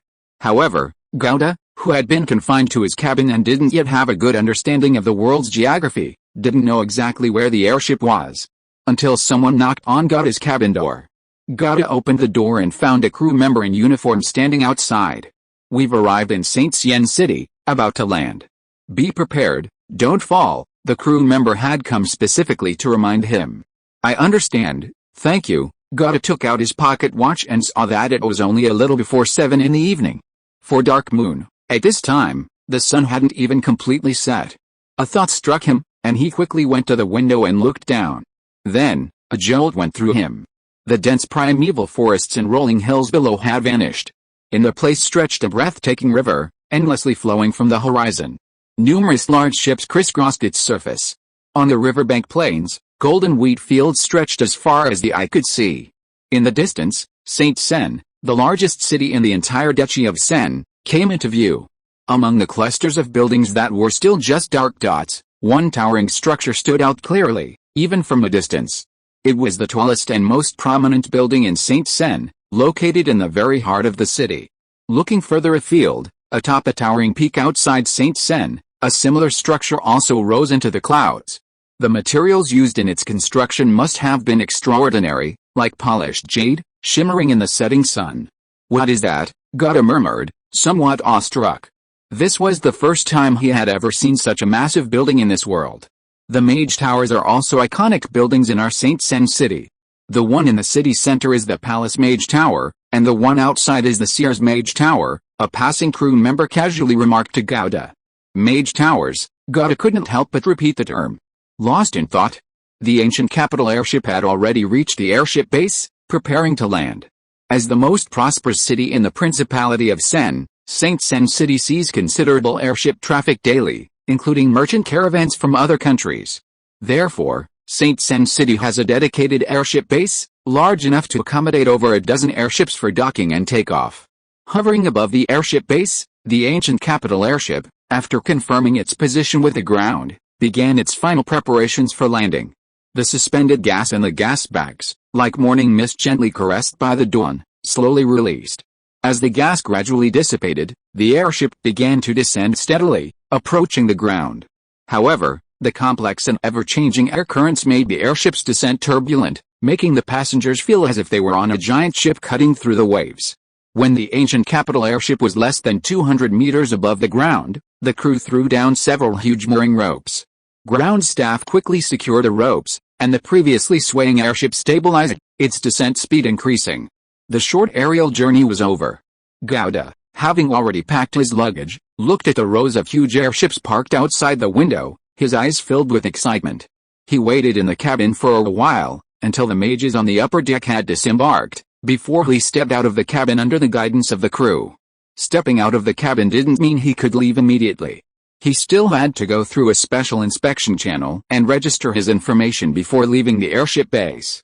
Carrying his luggage, Gouda, like a country bumpkin visiting the city for the first time, shyly approached the ground staff at the airship base and inquired about the procedures. The uniformed staff member was a young, blonde woman, very polite and patient, answering Gouda's questions clearly and thoroughly. After confirming all the details, Gouda sincerely thanked her before heading towards the inspection channel. Watching Gouda's departing figure, the blunt staff member couldn't help but smile, finding it quite amusing. Being able to board a royal airship, one would expect him to have some kind of background. Yet Gouda displayed an undisguised country bumpkin demeanor, yet without any sense of inferiority, asking detailed questions without any timidity. A truly contradictory temperament. After a simple registration, Gouda left the airship base through the somewhat empty inspection channel. Just as he was pondering where to find a guide to explore St. Sen City, Gouda spotted a familiar figure standing outside the airship base. Miss Jerica stood gracefully, accompanied by her butler and a maid in exquisite attire. The three had clearly been waiting for him before disembarking.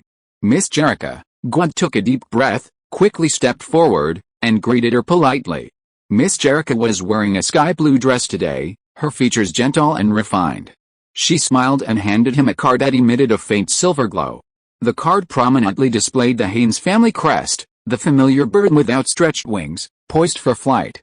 "What's this?" God hesitated for a moment, then accepted the card. "This is a silver card for the Haynes Hotel. The Haynes Hotel is one of my family's properties in St. Sien City. With this silver card, you can enjoy the finest service and treatment at the Haynes Hotel, as well as the most favorable prices." Jerica's voice was gentle and clear.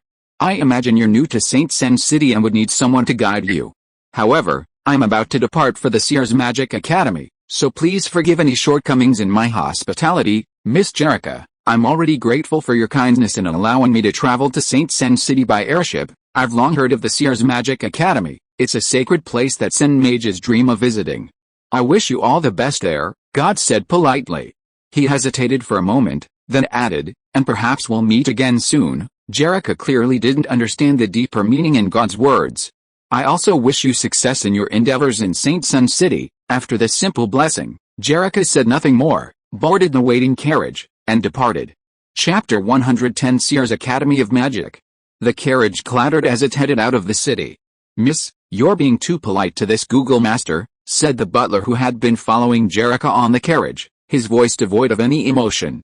"Even if he becomes a master restorer, it won't be of much help to you, regardless of his future achievements. The profession of restoration craftsman is unlike professions like potion master, alchemist, or rune master, which have limited potential.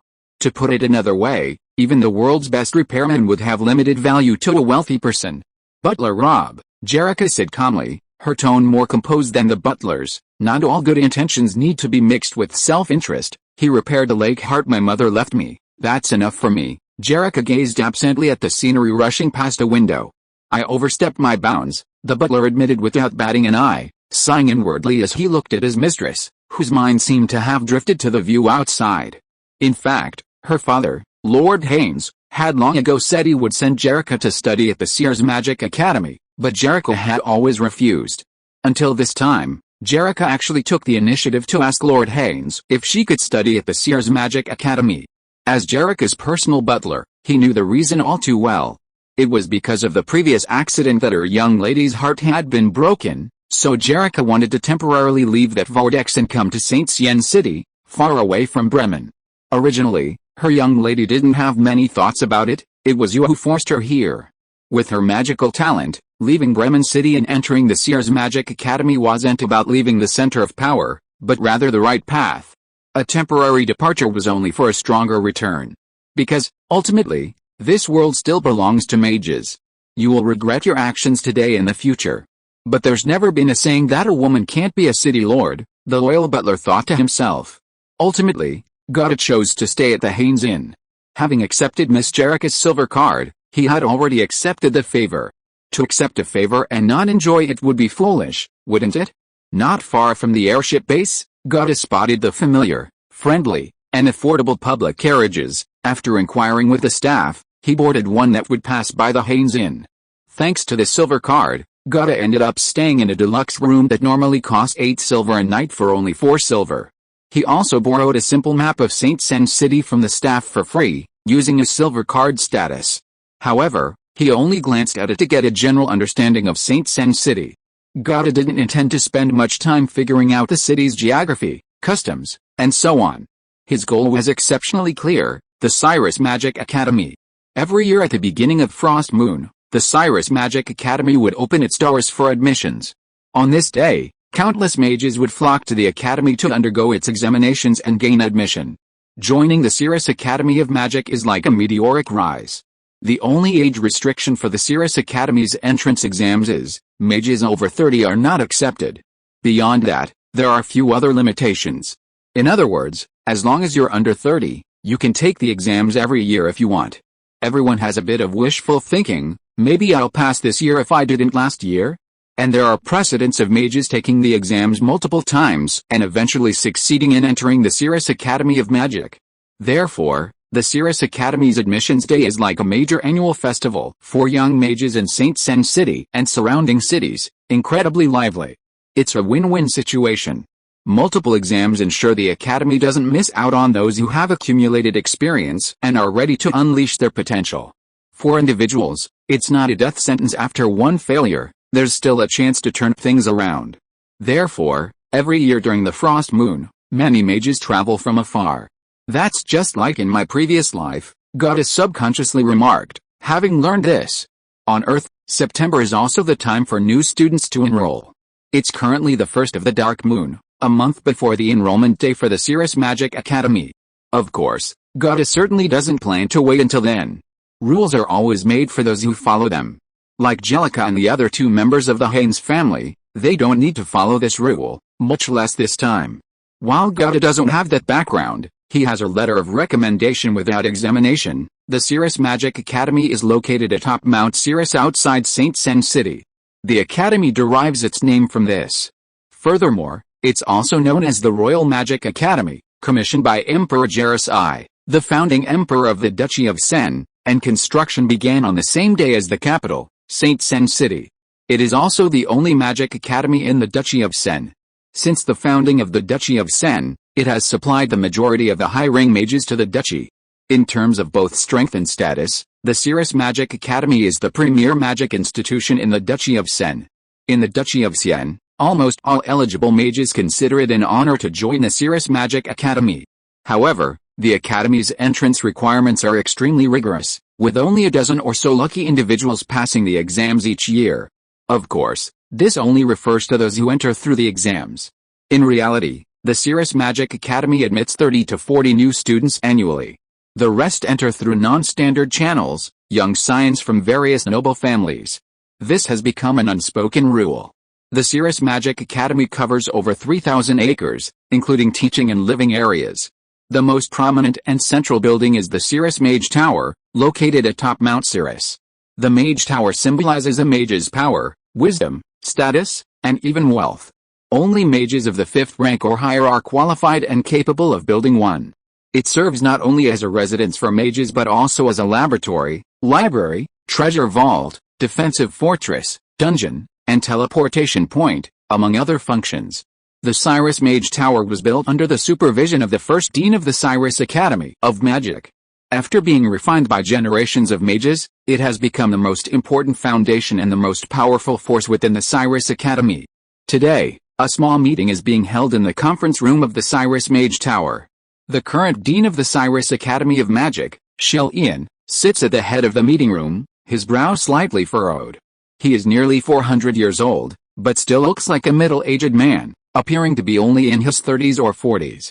Shellian has served as dean of the Cirrus Academy of Magic for over 100 years. This long period has established extremely high prestige within the academy. This usually composed dean, who seems to have everything under control, is behaving this way today because two mages, both from the academy's upper echelons, are engaged in a heated argument in the meeting room. Chapter 111 Water of Ascension. As a long-established magic academy with thousands of years of history, the Cirrus Magic Academy has a well-developed organizational structure and departmental setup.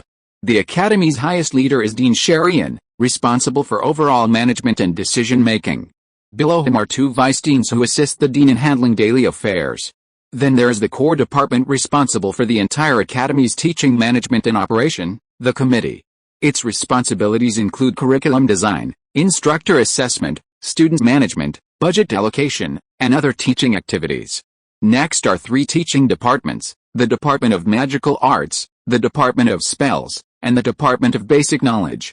Finally, there is the Academy's Logistics Department, responsible for the Academy's daily operations, maintaining buildings and infrastructure, carrying out necessary repairs and upgrades, and even ensuring the Academy's security. The two mages currently arguing heatedly are two members of this committee. Mage Tyro, the allocation of Ascension Water was decided half a year ago. Now you suddenly say you're giving my apprentice's share to an unknown wild mage. What do you mean by this? The core of the argument is the allocation of Ascension Water. Ascension Water, a crucial auxiliary potion for mage apprentices ascending to higher levels, has always been one of the most sensitive topics within the academy. The committee member known as Mage Tillo, equally hot-tempered and unfazed, retorted loudly, "Committee member Ral, don't think you're right just because you're loud. Everything I've done is in accordance with the Academy's rules and regulations. You call him a rogue mage, but he came with Dean Gavin's recommendation letter. According to the rules, Our academy should unconditionally admit those with recommendation letters with the highest level of treatment, the highest treatment in our academy, besides unconditionally assigning him a senior tutor, also includes a share of Ascension water. If you're not satisfied, go argue with Dean Gavin. What's the point of arguing with me here? Do you think I'm easy to bully? But Mage Raoul was suddenly silenced. Dean Scher had the right to change the rules left by the previous dean, and as a committee member, he naturally dared not do so. He could only argue vehemently, but that wild mage isn't even a third-class mage apprentice. Even if he gets the water of Ascension, it's useless. And Triff has been stuck at the third-class mage apprentice level for 3 years. If he doesn't get the water of Ascension this year, he'll waste another year. Seeing that Mage Raoul's voice had softened and his attitude had improved, Mage Tyro also calmed down and said slowly, I'm not targeting your apprentice. I know Triff has been stuck at the third-class apprentice level for a long time. It's just that Triff's assessment results haven't met the requirements, so he hasn't been able to get a bottle of water of Ascension. The royal family has already been very generous to our academy in the allocation of Ascension potions. Every third-class mage apprentice in our academy who meets the assessment requirements receives a bottle of water of Ascension unconditionally. In addition, we are allocated an extra 5 portions of water of Ascension each year for internal distribution or to deal with special circumstances, but it's just that Triff. Mage Tyro shook his head, regretfully saying, Commissioner Raoul, I know he's your sister's only son, but you should know his magical talent better than I do.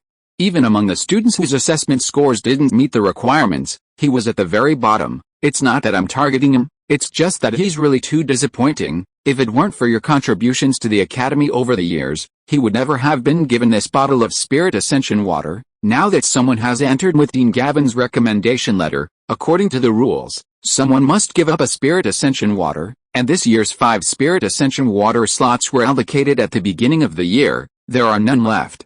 According to the previously established allocation order, if one has to be given up, it can only be Triff. After Mage Tyro finished speaking, Mage Raoul's face turned pale and then red, ultimately speechless.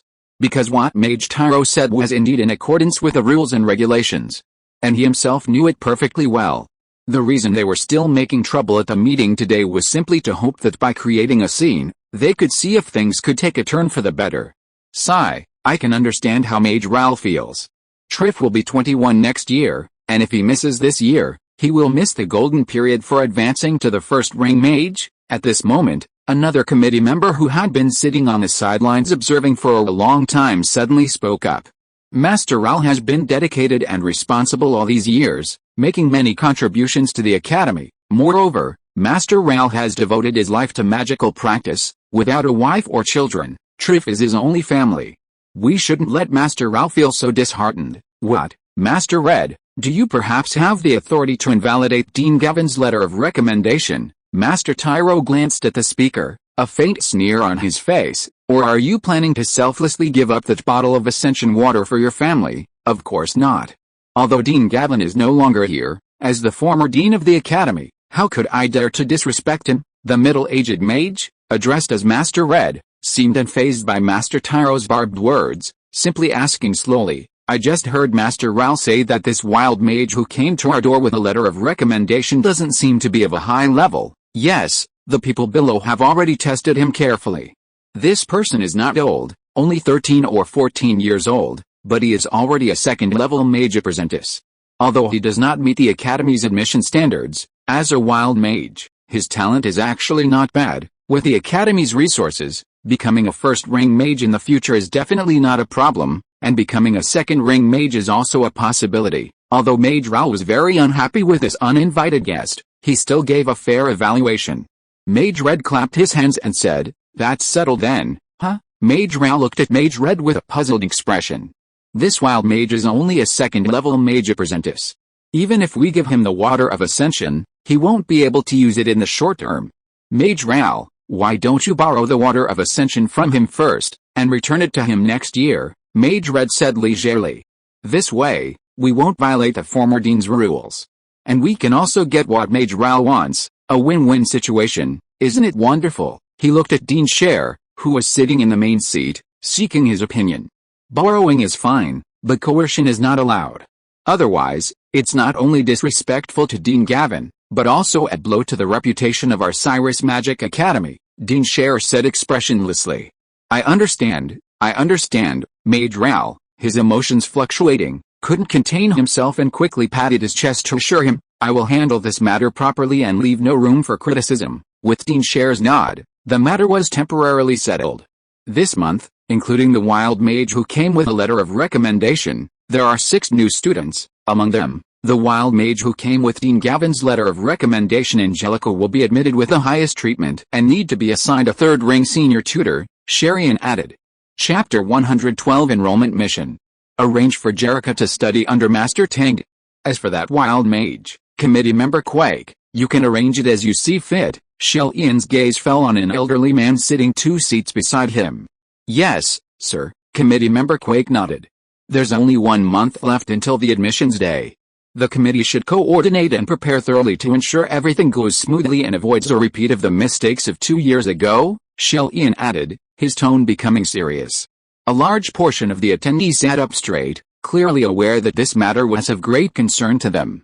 Also, this year, allocate more funds to the potions department. That allocated portion will be deducted from the rune department. Dean, the rune department's funding has already been deducted 4 times, it's already at rock bottom, the high-ranking official in charge of academy funding allocation cautiously reminded them. But Shell Ian remained unmoved. The academy's funds are limited. Those who are capable receive more, there's no way we can distribute them equally. The rune department hasn't made any significant contributions or achievements in recent years, so reducing funding is only natural. I understand. Shell Ian's authority was clearly high, and the man immediately obeyed. In a room in the reception building of the Cyrus Magic Academy, Goddard was restless, frequently rising from his chair and pacing back and forth. He had finally arrived in St. Sen City after a long and arduous journey. Even though he was still uncertain, he had to take the risk. So, after resting for 1 night at the Haynes Inn, Goddard rented a carriage the next day and left the city, arriving at the Cyrus Magic Academy located on the peak of Cyrus Mountain. When Goddard presented the letter of recommendation to the staff of the Cyrus Magic Academy, they were clearly taken aback. They quickly arranged a room for Goddard to rest temporarily, but he stated that he would give the letter of recommendation to the dean, and the final arrangement would be up to the dean. So, Goddard settled into the reception building of the Cyrus Magic Academy, awaiting the academy's final decision. He stayed there for a whole day. During that time, a member of the academy came once to take him for an age and mage level test. After that, no one came to see him or inquire about his situation. Furthermore, no one restricted his movements. However, aside from going downstairs for a meal, Goddard spent most of his time obediently staying in his room, not going anywhere. Being new to an unfamiliar place, and unaware of the rules and regulations, it was best to be cautious. Just as Gouda was still feeling uneasy, footsteps sounded outside the door again after a long absence. And it was clearly not just one person's footsteps, they were somewhat chaotic. Gouda's spirits lifted, he knew the result was finally coming. There was a knock on the door, and Gouda, prepared, opened it immediately. Standing in the doorway were 3 people, one in front and one behind, all wearing the well-tailored uniforms of the academy staff, with badges representing the academy's honor embroidered on their chests. Leading the group was a stern-faced middle-aged woman, her brows exuding an undeniable authority. The man standing beside her was much older, and his presence lacked her imposing air. The man following behind appeared younger and more capable, clearly a typical common soldier, Gold. The woman spoke first, her voice gentle yet clear. At the Cyrus Magic Academy, Gold hadn't used his alias Google Ditto, but rather his real name. Gold stepped aside to let the 3 enter, nodding, "That's me, no need, I'll leave after I've finished." The woman waved, indicating they could speak at the door. "I'm Rachel, a member of the Academy Committee. We've checked and verified your recommendation letter, there are no problems." Gold, age 13, a second-class mage apprentice, admitted with a recommendation letter from the 10th Dean of the Academy, Gavin Hogg.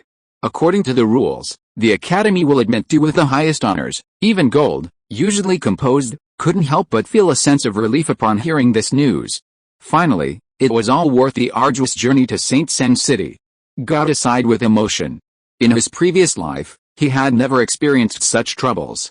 He would simply take an exam, and the acceptance letter would naturally arrive. Sometimes, school staff would even deliver it to his door in person. "This is a map of the Sears Magic Academy," the woman said, waving her hand. The soldier behind her quickly handed over a series of items, which the middle-aged woman took and then passed to Gouda.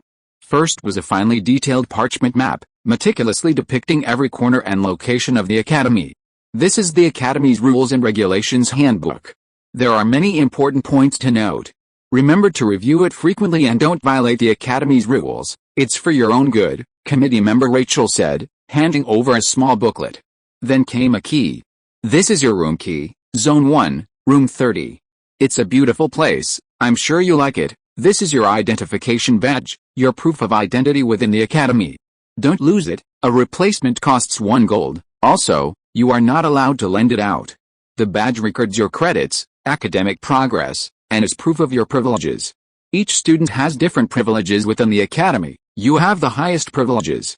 You can use many facilities that are blocked for lower privileged students, and you can access much knowledge that other students have to pay for free. You have many privileges, I hope you live up to them. Finally, report to Creeper Cliff before 8 a.m. tomorrow to receive your enrollment mission at the Cyrus Magic Academy. Only after completing the enrollment mission do new students truly become students of the academy and begin formal coursework. Only then will the academy officially assign you a tutor. Just a reminder, if you fail to complete the enrollment mission, even with Dean Gavin's letter of recommendation, you cannot officially enroll. I will certainly remember this, Gouda replied respectfully, though still somewhat confused about the so-called enrollment mission. In a place where everyone is many times stronger than oneself, maintaining a proper attitude is certainly not a bad thing. Rachel nodded in satisfaction, stepping aside to reveal the elderly man who had been silently observing Gouda. Lar has something to discuss with you. You can talk about it, I'll be leaving now. After saying this, Rachel added a final instruction to the old man. Remember what the dean instructed? Lar nodded slightly, expressing his gratitude to Rachel, and assured him, don't worry, I will absolutely not violate the academy's rules and regulations. Gouda watched this scene silently, a sense of doubt and unease rising within him. He was new here. What could the academy's higher-ups possibly want to discuss with him? It seemed their intentions were not good. Gouda muttered to himself. Fortunately, the overall atmosphere was relatively amicable, so he maintained his composure, and outwardly showed no sign of anything amiss. Then you two talk. Rachel glanced at Gouda, whose face still looked very young, sighed slightly in her heart, and left with the big-headed soldiers behind her.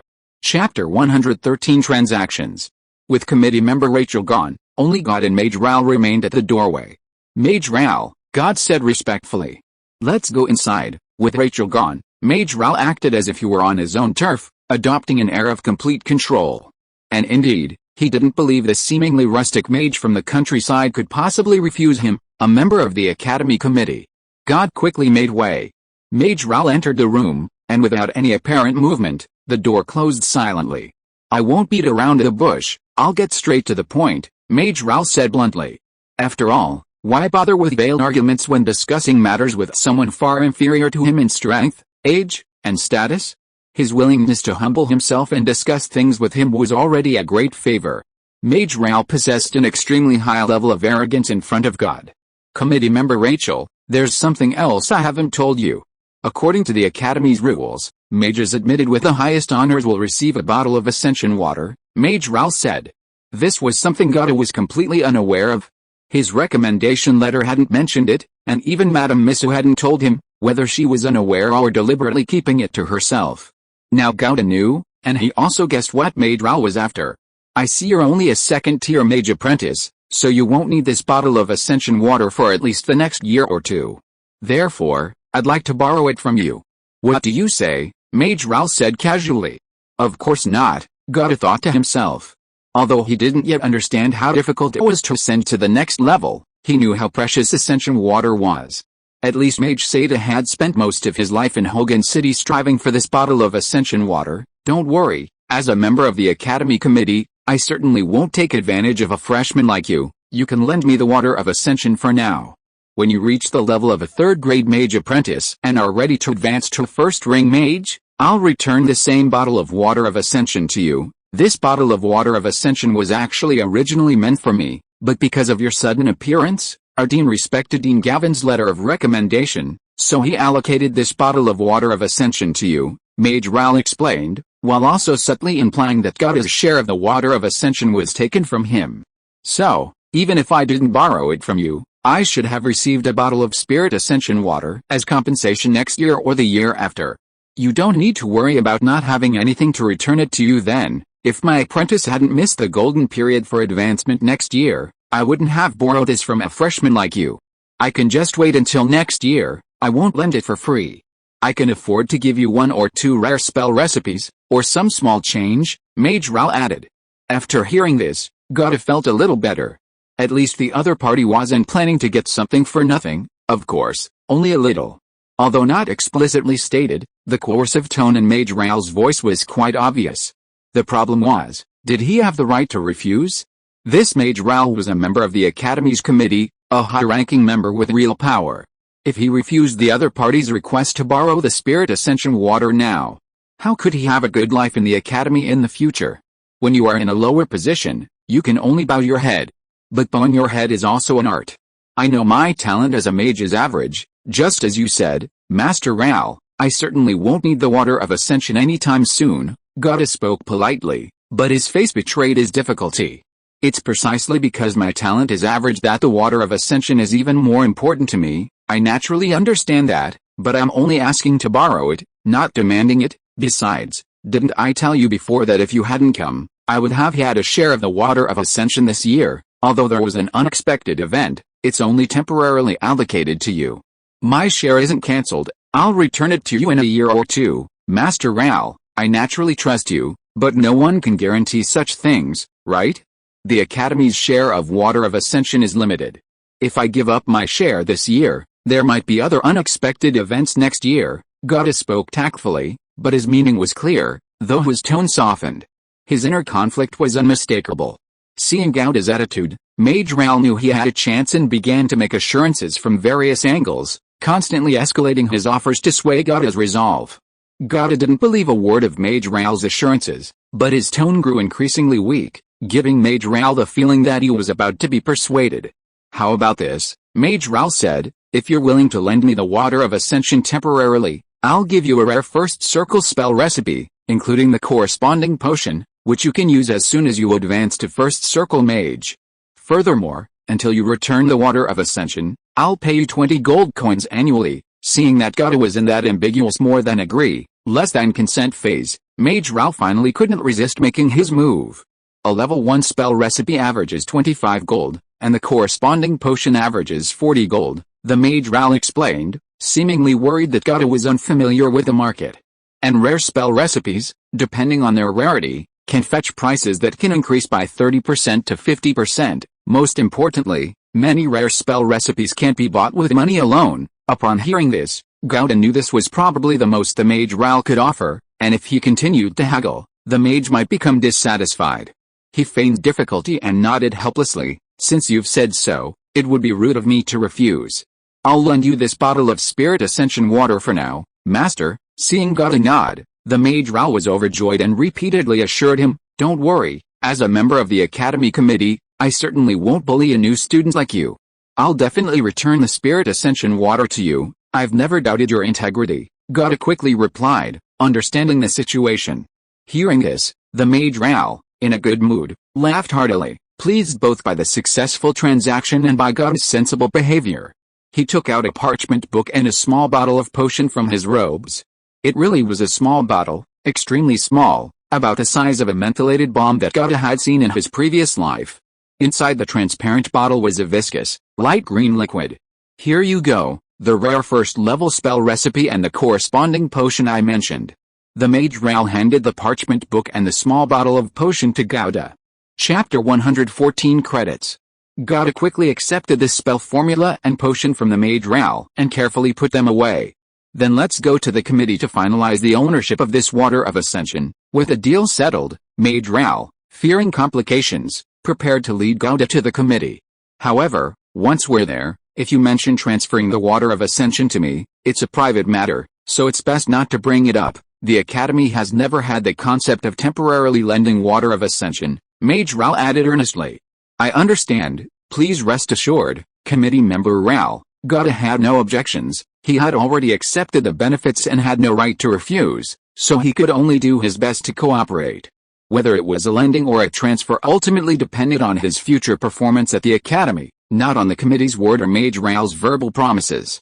Gauda was perfectly aware of this. Mage Raoul was a rather impatient person. The reason for this was that just after leaving the reception building, Mage Raoul gently touched Gauda. Immediately, Gauda felt his body become lighter, and his steps quicker and more agile. Now, each stride he took covered 4 or 5 times the distance he used to. The first circle spell, Great Stride, one of the most common first circle spells. If you advance to first circle mage, you will definitely learn this spell, Mage Raoul said, seemingly noticing Gauda's surprise. Leaving the reception building, they officially entered the territory of the Cirrus Academy of Magic. Only after truly stepping onto the academy's grounds did Gauda truly appreciate the grandeur and magnificence of this academy nestled among the mountains. Most of the Cirrus Academy's grounds were situated on a large valley and plain halfway up Cirrus Mountain, with classical and exquisite architecture that, combined with the terrain, created a remarkable landscape. Because the deal was done, Mage Raoul, in a good mood, even gave Gauda a brief introduction to some of the special buildings in the academy as they passed by. That's our academy's library. You can enter by swiping your ID badge. With your privileges, most books are free for you. Of course, they're mostly general books or theories from previous generations. Spell recipes or magical techniques still require payment. That's the training building. It has a magic note array, and all students can use the basic training rooms for free. However, higher levels require payment, and there are credit requirements. It's not just about having money. What are credits? Gauda caught the key phrase. This is the most important thing for you students in the academy. You can think of it as your grades, or as points. Each point you accumulate equates to a higher level, and many facilities in the academy require credits to use. Furthermore, credits are like currency within the academy. You can buy many things that can't be bought with gold coins. Even after you advance to the first ring mage, if you want to acquire guidance spells and meditation techniques from the academy, you can only do so through credits. Most importantly, the academy requires all students to earn at least 10 credits each academic year. Failure to meet this requirement will result in probation for the first time, and the cancellation of all students' benefits for that year, including free accommodation and free training rooms. And if you fail to meet the credit requirement for 2 consecutive years, you will be expelled. How to obtain credits? There are many, the simplest and most direct being breaking through mage levels. During the mage apprentice stage, a first-class mage apprentice receives 1 credit, a second-class mage apprentice receives 2 credits, and a third-class mage apprentice receives 3 credits. You don't need to worry about breaking through too early and losing your previous credits, because a settlement will be made based on your current mage level when you officially enroll. For example, if you're currently a second-tier mage apprentice, after you officially enroll, you'll receive 1 credit for breaking through to first-tier mage apprentice and 2 credits for breaking through to second-tier mage apprentice, for a total of 3 credits. In addition, completing the corresponding courses and passing the assessments will also earn you credits. This is the main source of credits for students in the academy. Furthermore, achieving certain standards set by the academy will also grant credit rewards. For example, advancing to first ring mage before the age of 20 will earn 3 credits, with an additional credit for each year earlier, or concocting a first-tier potion will earn a one-time reward of 5 credits, but only the first time. There are quite a few of these standards, but none of them will be easy for you to achieve. Finally, completing some tasks assigned by the academy will also earn credits. But these opportunities are not frequent. Breaking through mage levels and taking courses are the most practical ways for you to obtain credits. The entrance mission is the first credit-bearing mission each of you new students will encounter, and it's worth 2 credits, which is a bonus for you new students. You already have 3 credits from your second-class mage apprenticeship, plus another 2 credits from the entrance mission, so you only need 5 more credits to pass. Therefore, you don't need to worry too much in your first year. Just adapt to academy life. On the contrary, what you should be more worried about is the entrance mission, Mage Raoul said with a smile, but he didn't elaborate further with Gauda, changing the subject to other topics. Mage Raoul had been telling Gauda about common knowledge about the academy along the way. But for Gauda, a newcomer to the academy, these things were incredibly new. So he listened attentively, gradually gaining some understanding of the situation at the Sears Magic Academy. Along the way, they also encountered many senior students. At the Sears Magic Academy, every student seemed to have something important to do. hurrying along as if time was of the essence. So, unless they encountered a familiar instructor, these students would stop and politely greet them. Otherwise, even though Mage Ral was a high-ranking member of the academy, he wouldn't have come up to greet them, and he was quite used to their extraordinary speed. In fact, the course selection and credit system of the Cirrus Magic Academy was very similar to that of a university. In a university, you can't graduate if you don't earn enough credits. Before they knew it, they had arrived at their destination. A detached, elegant little building was nestled among lush trees and vibrant flowers. Wisteria climbed the walls, making it look like a garden villa from afar. The two stepped onto a path paved with small pebbles and arrived at the front door.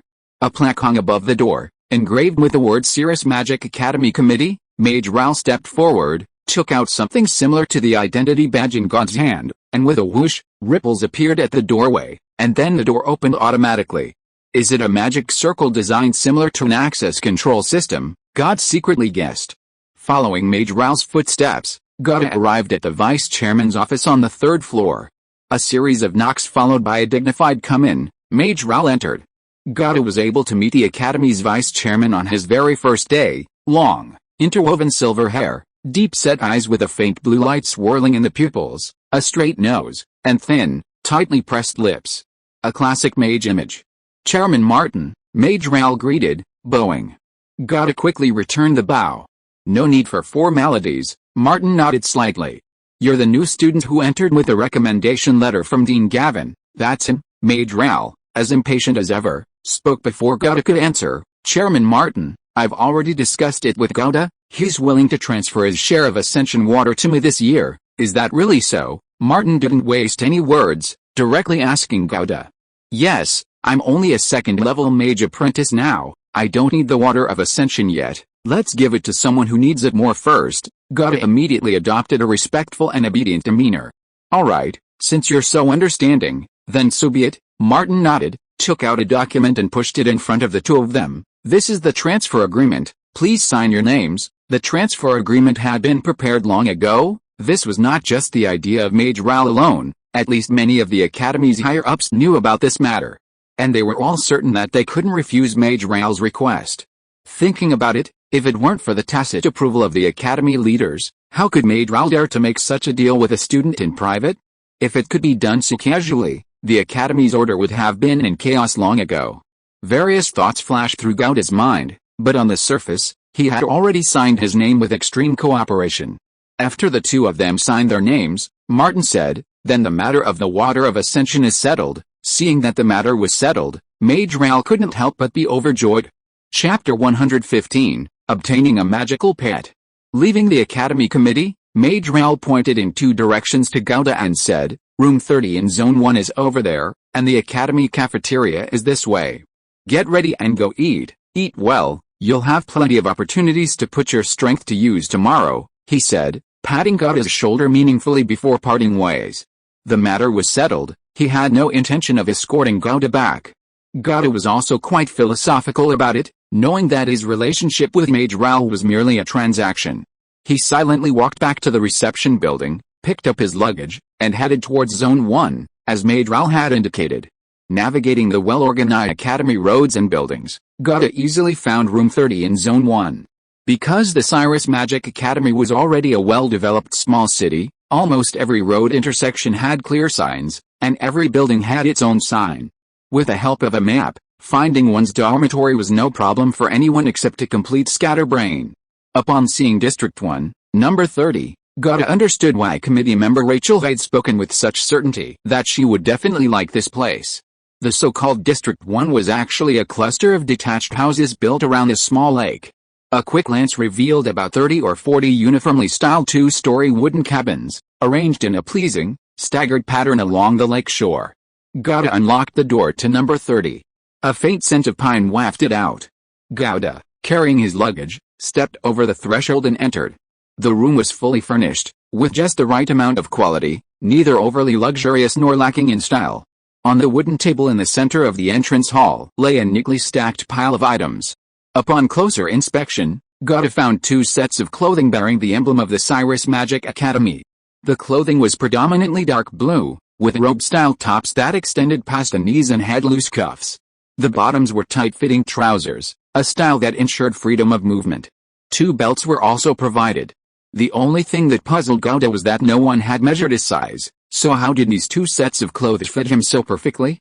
However, Gouda didn't delve into this question, because there was something more worthy of investigation. Beside the 2 sets of students' uniforms lay some strange tools. These included a pickaxe, 10 pairs of linen gloves, a small shovel, and a basket.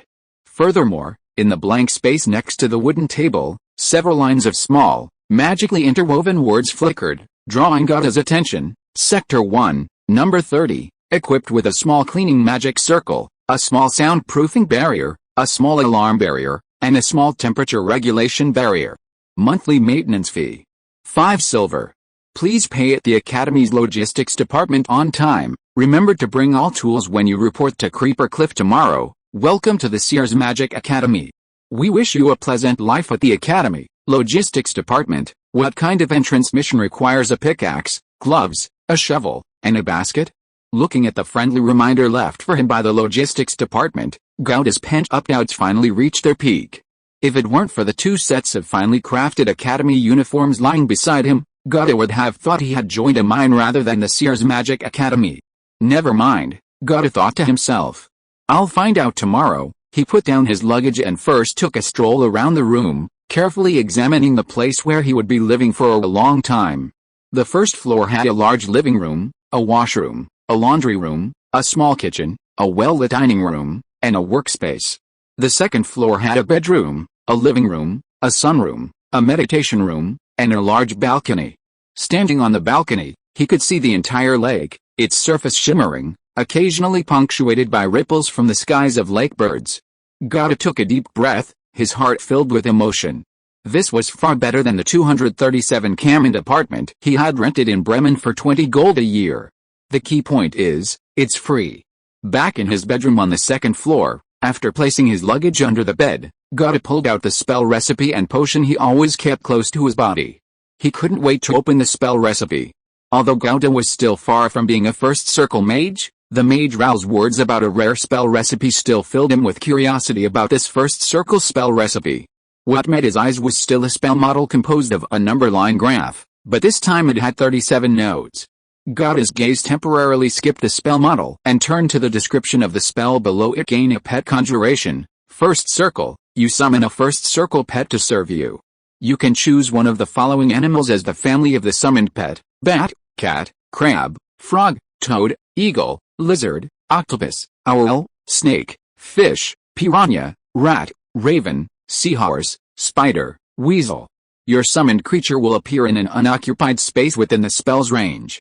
It can act independently but will always obey your commands. You can communicate telepathically with it when it is within 100 feet of you. Additionally, you can use an action to switch your sight and hearing to your summoned creature's senses. During this time, you will simultaneously possess the summoned creature's unique senses, while your own senses will be rendered deaf and blind. You can temporarily dismiss your summoned creature with an action. It will then enter a small plane awaiting your resummoning. When temporarily dismissed, you can use an action to summon it to any unoccupied space within 30 feet. Alternatively, you can choose to permanently dismiss it. Once you make this choice, you will be unable to cast this spell to obtain a new summoned creature for 1 month. When a summoned creature dies, it will disappear without leaving any physical residue. After a summoned creature dies, you must wait 1 month before you can cast this spell to obtain a new one. You cannot possess more than one summoned creature simultaneously using this spell. Gouda's understanding of magic was far from sufficient, but just by looking at the spell's effect, he could tell that the rare spell recipe that the Mage Row was talking about was definitely not a lie. The most direct comparison was that, both being first-level conjuration spells, the Concealing Mist spell on the Fang of Concealing Mist merely created a cloud of mist 20 feet high and 20 feet in radius that lasted for 1 minute. Obtaining a summoned creature, however, summoned a permanent, first-level summoned creature with multiple synergies with a caster. How could they be compared? There was no comparison. Rarity is rare for a reason. If you are listening to this novel on a channel other than Fanfic World, it means it was downloaded and re-uploaded without effort. We warmly invite you to visit our channel, Fanfic World. There you will find the original version of this story and many other novels of various genres. We look forward to seeing you dive into a world of incredible novels. Chapter 116 Cully Cliff. 1 spell recipes are significantly more extensive than level 0 spell recipes. Therefore, the entire parchment booklet is much thicker than before.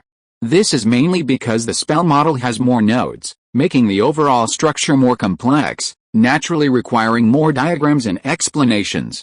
When Gauda flipped to the last spell recipe, a corresponding potion recipe caught his eye. This was something not found in the level 0 spell recipes. So even though Gauda already had the potion, he still looked at it with great interest. Gain a pet, spell potion, level 1 potion, a prerequisite potion for learning the spell, gain a pet. Main ingredients. 2 drops of bewitching thorn juice, 1/4 of a goosey deep water octopus brain fluid. Additional ingredients. 2 ounces of rootless pure water, 5 silver bellgrass magic leaves, 1 pair of blue butterfly wings. Gauda's gaze continued scanning downwards, but suddenly he realized that the potion recipe ended there. What about the preparation steps? A complete potion recipe should at least include 3 basic items: potion effect, main and auxiliary ingredients, and preparation steps. Some recipes also include additional items such as instructions for use and precautions. However, the spell potion recipe in front of him only includes potion effect and main and auxiliary ingredients. Logically, this should be an incomplete potion recipe. Was the spell recipe given by Mage incomplete? That couldn't be the case. He was, after all, a high-ranking member of the Academy. Doing this would be beneath him, and there was really no reason for him to do so. Excluding the possibility that the recipe itself was flawed, it must be that spell potions possess unique characteristics, differing from other types of potion preparation methods. I still lack too much knowledge. No, it can't be called knowledge. For a mage from a mage family, this should be common sense, Gauda thought silently. Fortunately, he had now joined the Seer Spell Academy, and soon he would master all this common sense. Coming to St. Sen City after all the hardships was definitely the right decision. Gauda sighed once more. Gauda only stayed in Building 30 for a short while, tidying up his things before leaving. Like all new students, the first 2 things he cared about most were dormitories and dining halls. After checking out the dormitories, Gauda's next target was the dining hall. It was lunchtime, so the dining hall was already bustling when he arrived. The dining hall offered a wide variety of food, catering to all budgets, from 2 copper coins for a serving of rye bread and pea soup to 2 gold coins for a serving of honey-roasted chicken and haril mushroom soup. At the entrance, a prominent sign read, "Today's special, charcoal grilled bird spider, 10 silver coin serving." Hiss, a bird spider, that must be a type of spider. Eating spiders? Are mages really that morbid? And so expensive, 10 silver coins a serving. With that money, I could eat so many other things. Why eat a worthless spider? Gauda thought to himself with a hint of disdain. 5 minutes later. "Sir, your grilled spider, please enjoy." The waiter placed a large plate of grilled spiders in front of Gauda's table. Temporarily suppressing his rationality by his curiosity, Gauda examined this unique delicacy. The spider was several sizes larger than his palm. He wondered what it ate to grow so large. The grilling technique was exquisite, only the surface was roasted, making the shell crispy while preserving the spider's shape, presenting it to him as a complete corpse. There was no need for Gauda to feel a chill run down his spine. Next to the grilled spider were unique utensils for enjoying this dish: toothpicks made from the spider's fangs. Genuine toothpicks. I've already spent the money. Ultimately, the 10 silver coins overwhelmingly defeated Gauda's reason. He tore off a crispy, charred spider leg. Then, like eating a crab, he used the toothpick to pick out the spider meat hidden beneath the shell. Unlike its grotesque appearance, the spider meat had a slightly golden hue, very tempting. When Gauda reluctantly stuffed the spider leg meat into his mouth and carefully chewed it, to his surprise, the taste wasn't as dark as he had imagined. On the contrary, it was exceptionally delicious. The meat was delicate and elastic, with a faint smoky aroma and a subtle sweetness, as if it were a perfect fusion of nature and fire. Gauda's eyes lit up, and he quickened his pace with both his hands and mouth. The spider leg meat was firm and elastic, while the abdominal meat was soft and juicy, giving him 2 completely different experiences. After Gauda tore off the last spider leg and finished eating the meat, he even felt a slight warmth in his body. This was due to the special effect of the food itself, which could replenish ki and blood. This finally made Gauda stop regretting spending the huge sum of 10 silver coins. With its unique dish, good taste, an ability to replenish ki and blood. Even in his previous life where the catering industry was extremely developed, 500 yuan a serving wouldn't be particularly outrageous.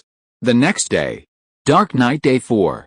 Gouda had eaten breakfast early and, half an hour before 8 o'clock, carrying all the tools issued by the academy, groped his way to the reporting point assigned by committee member Rachel, Cooley Cliff.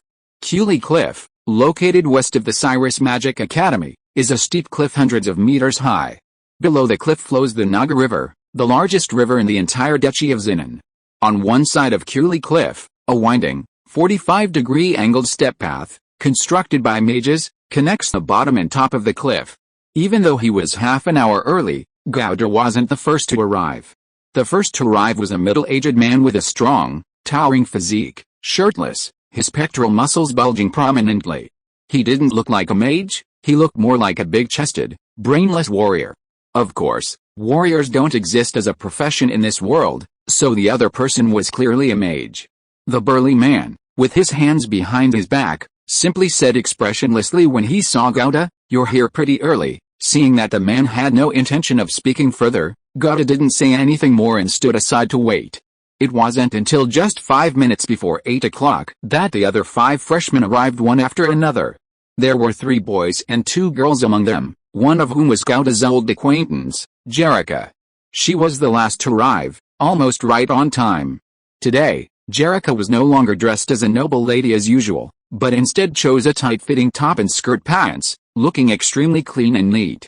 This outfit, however, seemed much more harmonious with a basket on her back and the tools inside. Unlike another girl, who seemed not to have realized the nature of the enrollment task upon seeing the tools, wearing an exquisite and expensive silk dress to register. This outfit, combined with the tools she carried, gave off a rather incongruous feeling of a wealthy heiress experiencing rural life. Jerica, arriving late, instinctively opened her mouth wide the moment she saw Gouda. She froze for a second before snapping out of it, realizing how unladylike her action was. She quickly regained her composure, returning to her normal demeanor, and joined the new student line. However, she kept glancing at Gouda out of the corner of her eye, indicating that Jerica's inner world wasn't as calm as her expression suggested. Chapter 117 Cultivation and Mining. Very good, everyone's here, no one's late. Seeing that all 6 new students had arrived, the burly man finally spoke again. "Let me introduce myself, I'm your orientation instructor, Shahu. If nothing unexpected happens, I'll be spending quite some time with you all," Shahu said, chuckling. "Let's take attendance first, so I can recognize everyone." Luke Kaplan, Rose Candice Gajelica. Instructor Shahu called out names one by one. Luke and Kaplan were Jellica's nominal brothers. Gajelica had glanced at them from afar when boarding the airship, remembering their faces, but didn't know their names. Now he finally knew. As for Rose and Candice's backgrounds, Gajelica had no idea. When Gajelica called out Gajelica's name, she turned and gave Gajelica a deep look. Gajelica felt a little guilty. Everyone wears a disguise when they're out in the world, he convinced himself. After taking attendance, Instructor Shahu continued, "As you all know, the first thing all new students must do upon arriving at the Sears Magic Academy is complete the entrance task before officially becoming students. This is a mandatory task, you cannot refuse, and you have no choice, and the entrance task for all new students is the same. Using the tools provided by the academy, go down into the mine at the bottom of the hardship cliff, dig up 3,000 kilograms of water gold ore, and hand it over to the alchemy department. That will complete the task. Water gold ore is the raw material used by the alchemy department to create trial puppets. Trial puppets are used by the academy's mages to test the effects of spells, and the consumption is always very high, requiring hundreds of tons of water gold ore every year. Dig water gold ore is hard work, but trial puppets are essential consumables. Therefore, the academy has made digging water gold ore the entrance task for new students, both to hone their skills and to meet the academy's need for water gold ore. I know that none of you were admitted to the academy at this time through normal admission channels, you all came through back channels. And your backgrounds are all quite extraordinary." Shahu's words made several people present feel uneasy. This was too direct, Instructor. But at the Sears Magic Academy, at least in this entrance mission, your backgrounds are useless. Instructor Shahu grinned, revealing his teeth. Seeing these pampered young masters and ladies complaining about their misfortunes was part of his amusement. The Seers Magic Academy is the sacred training ground pursued by all young mages in the entire Duchy of Zin. The phrase sacred training ground implies both sacred ground and training. How can you train without enduring hardship? The entrance mission is both a mission and your first lesson, teaching you this very principle. Many of you are used to being pampered at home, getting whatever you want, and taking everything for granted. Only after experiencing sweat and blood for something will you understand that nothing in this world is a given. Shadhu's voice grew louder, spittle flying as he spoke. Even everything you possess now was earned through the sweat and blood of your ancestors. What you must do is preserve it, glorify it, not lie on it and suck its blood. Gauda listened with amusement, also feeling that the Seers Magic Academy's current reputation was not without reason. In Gauda's view, none of these words were directed at him, so he could naturally offer his evaluation from an outsider's perspective, because everything he currently possessed was earned through his own efforts. Instructor Shadhu continued. The mine is at the bottom of Kuli Cliff.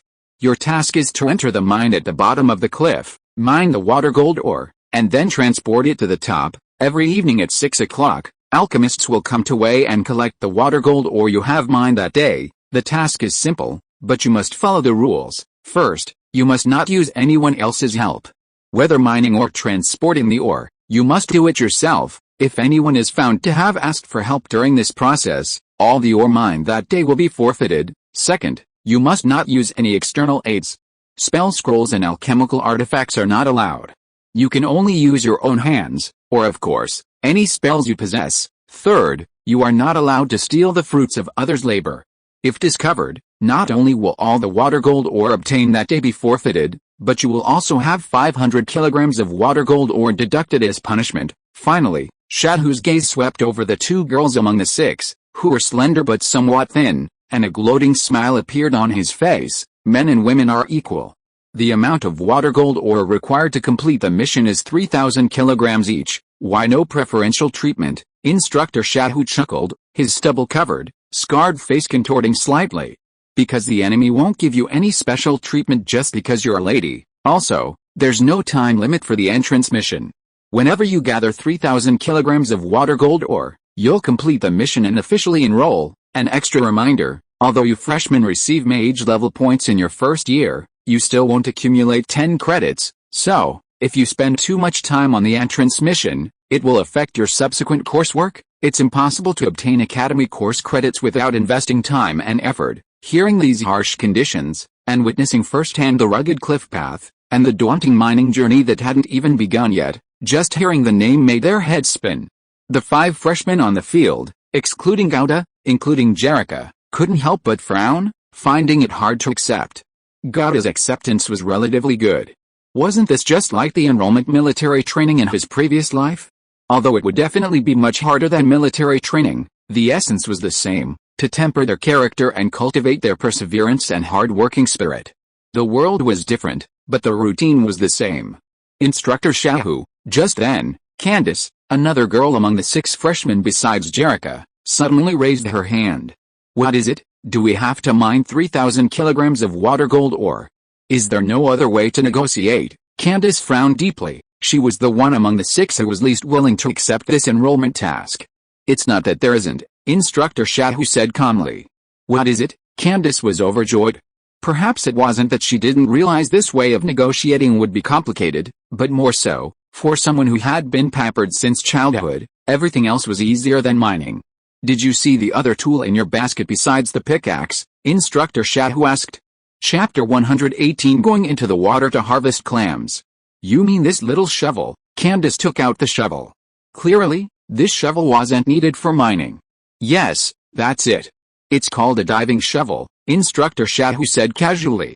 If you don't want to mine, there are other options. You can also go into the water to collect clams. In the waters below Creeper Cliff lives a rare creature, the maiden clam. The maiden clam is one of the magical ingredients for the potion corresponding to the first circle spell, language proficiency, and language proficiency is one of the spells that almost every first circle mage learns and masters, so the potion-making department has always had a high demand for maiden clams, buying as many as possible. Each maiden clam found is equivalent to 50 kilograms of water gold ore. However, I still want to remind you, so far, the average time for students to complete their entrance mission through mining is 61 days. while the average time for students to complete their entrance mission through pearl collecting is 103 days. Huh? Candace exclaimed, puzzled. The reason is quite simple, Instructor Shahu explained patiently and responsibly. The made clams only hide in the mud and sand at the bottom of the river, so to harvest them, you have to dive down to the bottom to find them. Firstly, this requires excellent swimming skills, which not everyone possesses. In this world, far fewer people can swim than in Gauda's previous life. This is because there are no physical education classes, no extracurricular activities, and most importantly, certain spells can completely replace the skill of swimming. Therefore, unless it's a profession that relies on water, very few people specifically learn to swim. Secondly, the riverbed is cold and visibility is limited, and the riverbed itself is extremely murky. These three factors combined greatly increase the difficulty of finding the maiden clams hidden in the mud and sand, and the process of constantly surfacing to breathe and diving back down to search for clams is just as physically demanding as mining. Most importantly, mining guarantees a harvest as long as you dig, but with clam harvesting, you might spend a whole day searching and still come up empty-handed. Of course, you might also have a haul on your first trip. The choice is yours. My opinion is that you should all stick to mining. Instructor Shahu gave his advice based on his experience. Whether the others listened or not was none of his concern. His task was to lead and supervise. Oh, there's one more thing I need to tell you. Although there's no time limit for this entrance mission, if you can complete it within 30 days, the Academy will give you an extra 1 credit.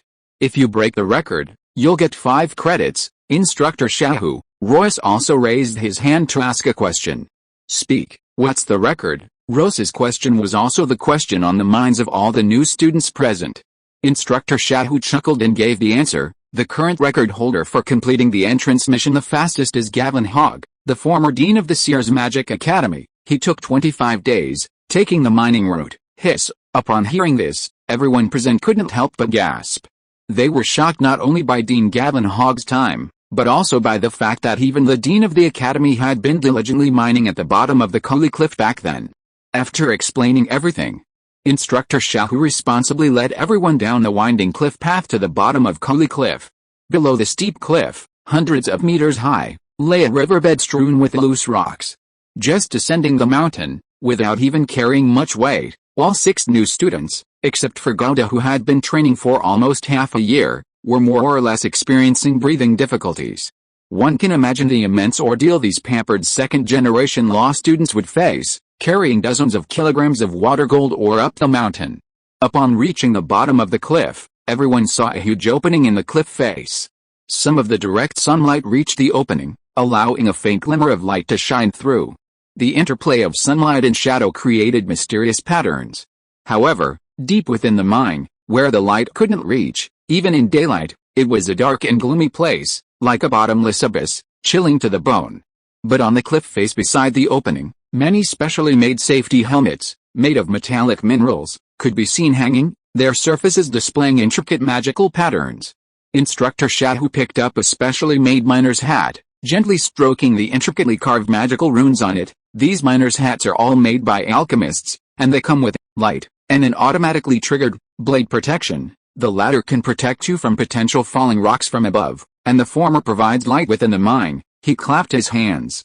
All right, everyone, let's get to work. As Instructor Shahu finished speaking, everyone took a deep breath. Luke and Kaplan exchanged a glance. These 2 second-generation mages from the same Haynes family, their eyes sparking. Both saw each other as rivals, and driven by their competitive spirit, they took the lead. They each took a miner's hat from the cliff face, put it on, and then passed through the entrance one after the other into the deep mine. With Luke and Kaplan leading the way, the remaining boy, Rose, was not to be outdone and followed. Next to enter the mine was Jellica. She waited for a moment, glancing at guards still standing there motionless. Without saying anything, a barely perceptible hint of encouragement flashed in her deep eyes. She then picked up a miner's helmet from the cliff face and gently put it on. With a firm and composed gait, she stepped into the mine, her figure quickly swallowed by the shadows. Candace, seeing this, wore a conflicted expression. After a moment's hesitation, she stomped her foot in frustration, ran to the cliff edge, grabbed a miner's helmet, and followed. Outside the mine, only guard remained unmoved. "Why aren't you moving?" Instructor Shahu was slightly surprised. Of the 6, Gord was the most simply dressed, yet also the most capable, seemingly the most hard-working. Why was he the slowest? I don't want to mine, Gord gave Instructor Shahu an unexpected answer. You have to mine to complete the enrollment task. You don't want to enroll, Instructor Shahu's reminder abruptly ended. Because Gowda had already started taking off his clothes. Seeing Gowda's actions, how could he not understand Gowda's plan? Soon, Gowda removed his outer garments, leaving only his undergarments. He quickly crossed the pebble-covered riverbank and then slowly waded into the water. Although the sun overhead was blazing, the river water was slightly cold. And the deeper he dived, the higher the pressure and the lower the water temperature would become. One could imagine how bone-chilling the current at the bottom of the river would be. Chapter 119 Taking a different approach. It was midday, and the sun blazed overhead. The riverbank, strewn with pebbles, shimmered with a faint golden light. This golden luster wasn't from the reflection of light, but rather inherent in the pebbles themselves. Luca, his face pale, emerged from the mine. As the first to enter, he was also the first to leave. Compared to when he entered, his basket was now filled with pieces of light golden ore of varying sizes, weighing about 30 kilograms. This weight was a considerable challenge for Luca, who had almost never done heavy physical labor. Just digging it out of the mine and carrying it out, before even starting to transport it to the cliff top, had already left Luca drenched in sweat and his face slightly pale. However, when he saw that only Instructor Shahu was on the riverbank, knowing he should be the first to leave the mine, he felt a slight sense of pride. Luca unloaded his basket and sat down on the ground, panting heavily. But the next moment, while still catching his breath, Luca heard a splash from the riverbank. He instinctively turned his head towards the direction of the sound. Gowda, his face also pale, emerged from the river. He shook his head vigorously to shake off the water, breathing in the fresh river air. Only after exhaling all the stale air from his lungs did Gowda recover, his body rising and falling slightly with the ripples on the water. Why don't you come up and rest? You've been training all morning, you're exhausted. It's easy to have an accident underwater. Even with a safety rope, it's best not to take such a risk, the expressionless Instructor, Shahu, called to Gowda. On the river, there were many thick logs protruding from the water. Special elastic ropes were tied to these logs, the other end of which was tied around Gowda's waist. If Gowda encountered an emergency underwater, he could press a lock on the rope, and the rope would pull him to the surface quickly with great force. This was a safety rope, designed to ensure the trainee's safety underwater as much as possible. I still have some energy, let me try a few more runs, in response to Instructor Shahu's reminder, Gowda simply shouted. Then, he lowered his head, plunged into the water, and after splashing his feet on the surface, submerged again. Is he not planning to mine, but to go underwater to harvest clams? Luca, who had witnessed this, asked Instructor Shahu, panting. Instructor Shahu nodded silently. Huh? Luca exclaimed instinctively, then quickly asked, how many made clams did he collect this morning? Hearing this, Instructor Shahu's gaze held a strange expression, and he gently shook his head. Not a single one, Luca forced a smile. He's really unlucky, it's not bad luck, he hasn't even tried collecting clams. Instructor Shahu gritted his teeth, somewhat exasperated. He spent a whole morning learning to dive. What? Luca was so shocked he didn't even have time to catch his breath. He stood up abruptly, staring at the calm river surface after the splash had subsided, utterly incredulous. Someone who couldn't even dive and had to learn on the spot was actually planning to complete his entrance exam by collecting clams. Was he delusional, or was his courage commendable? This kid couldn't sink at all when he first went into the water this morning. To learn to dive, he could only hold on to a rock and go in, such a stupid method. Instructor Shahu had witnessed Gowda's miraculous operations all morning and had a belly full of complaints to make, which he finally poured out. After struggling like this all morning, he can barely dive without the rock now. Phew. As Instructor Shahu and Luca were talking, two more people emerged from the mine, carrying baskets full of water gold ore, also covered in sweat and pale-faced. It was Kaplan and Jerica. Kaplan had collected about 30 kilograms of water gold ore this time, while Jerica had collected much less, about 20 kilograms. In terms of magical talent, Kaplan and Luke couldn't even come close to Jerica. But in terms of strength, Jerica was no match for her two brothers. The light in the water was weak, and in the shallow water, one could see aquatic plants swaying with the current and common soft-shelled turtles swimming past. They could even see the sandy beach at the bottom of the river. Sunlight reflecting off the surface created large, shimmering, fish scale-like patterns of light and shadow on the sand, a dazzling, dreamlike spectacle. However, there were almost no maiden clams in the shallow water. To collect them, they had to search in the deeper water. Gata was like a clumsy little fish learning to walk, straining his eyes as he swam diagonally towards the deeper water. As he descended deeper, his vision gradually darkened. Moreover, Gata had only just learned to dive, and his skills were not yet proficient, so he dared not dive too deep. Swimming was a skill he possessed in his previous life. Although he had transmigrated, he still knew how to swim. It wouldn't be lost just because of the transmigration. The problem was that knowing how to swim didn't automatically mean he could dive. Swimming was merely the ability to move on the surface, while diving involved underwater activities. Gata had to learn on the job. In the process of learning to dive, he also realized that Instructor Shahu's advice to take the mining route was absolutely correct. Diving is a highly specialized activity requiring specialized equipment. Without it, humans cannot breathe underwater and must constantly surface for air, severely limiting their underwater time. There's also the issue of water pressure. As diving depth increases, the pressure rises, causing discomfort. The temperature in deep water is also a significant challenge, and visibility is extremely poor. Within the limited underwater time, one must endure physical discomfort and grope for maiden clams in the poorly visibly undisturbed riverbed. With so many added difficulties, it's easy to imagine how challenging the task of harvesting clams is. Moreover, the waters are not entirely safe. This area belongs to the Seer's Magic Academy, and the Academy's mages regularly hunt line creatures that approach it. Even disregarding these risks, the undercurrents and whirlpools at the bottom of the river are inherently dangerous. Despite these numerous obstacles, Gata resolutely chose the clam harvesting route. The reason is simple. In the water, God stared wide-eyed, a faint, almost imperceptible glint of light flickering within. This was the mark of casting the zero-ring spell, Detect Magic. However, God was casting Detect Magic Plus, Prophecy, Zero Ring. You can detect the aura of spells and spell items within 20 meters, determine the presence of magical aura, and perceive the quantity and intensity of magical aura. In addition to spells and spell items, you can also detect the aura of living beings. Clams are living beings. Maiden clams, being magical materials, naturally possess magical aura.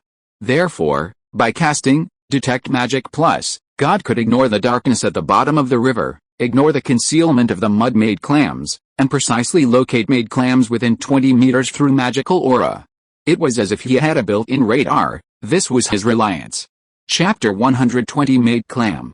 After hearing Instructor Shahu's introduction of the made clam, Gata realized he could use Detection Magic Plus to take a shortcut. And it wasn't against the rules. The use of spells one knew was allowed during the entrance mission. However, there were very few, almost none, level 0 spells helpful for mining and clam harvesting, so everyone else had to grit their teeth and endure the hardship. But Gata was different. He only needed to master diving, and with his special ability of Detection Magic Plus, he could complete the entrance mission at an extremely fast speed. He couldn't guarantee anything else, but it would be much faster than mining. Gata's gaze swept back and forth across the riverbed until he began to feel an increasing tightness in his chest. This was a sign that he was running out of breath. He didn't dare to be reckless and prepared to surface. But in that instant of shaking his legs, a fairly bright magical light flashed in the corner of Gata's eye. Is it the made clam? Gata wasn't sure. But he was already close to giving up and couldn't verify it directly. Gata wasn't in a hurry. He continued to surface, his head breaking the surface as he gasped for breath. Once he was calm, he glanced at the shore. Suddenly, he noticed that the other 5 people who had entered the mine had emerged and were resting on the riverbank, looking at Gata with strange expressions. Some were mocking, some confused, and some disdainful. Each person's gaze held a different emotion. Have you collected any maiden clams yet? Luca, who was resting, couldn't help but ask. Not yet, Gata replied honestly. It's been all morning. We've already dug up a whole basket of water gold ore, and you've got nothing. You're even still learning to dive. At this rate, when will you ever finish your mission? Aren't you going to give up already? Kaplan couldn't help but chime in. Luca had just recounted Gata's great achievements. Everyone knew that Gata, who was trying to follow the clam collecting route, had even learned to dive on the spot. It was utterly absurd. "It's alright, maybe we'll find something next time," Gauda laughed, speaking earnestly. After catching his breath, Gauda plunged back into the water. Watching Gauda disappear again, Kaplan, who had been advising him to turn over a new leaf, paused for a few seconds before finally offering his assessment. "Foolish." Jerrica's gaze also fell on the river, her brow furrowing involuntarily. When Gauda surfaced earlier, compared to the negative emotions in the other's eyes, she felt more doubt. And growing doubt. The doubt that had arisen since seeing Gauda in the new student queue that morning had now reached its peak. Get to work, get to work. "He's wasting time here, I won't follow his example." Luca, who was the first to leave the mine, stood up, clapped his hands, and slung his basket back over his shoulder. This water gold ore wasn't just about digging it out, the task was to transport it to the top of the cliff. Carrying nearly 30 kilograms of water gold ore, the already steep mountain path became even more rugged, winding, and treacherous. After climbing only a dozen or so steps, Luca's forehead was already beaded with sweat again. This mandatory enrollment task, besides teaching aspiring mage apprentices to endure hardship and cultivate resilience, also served to strengthen their physiques.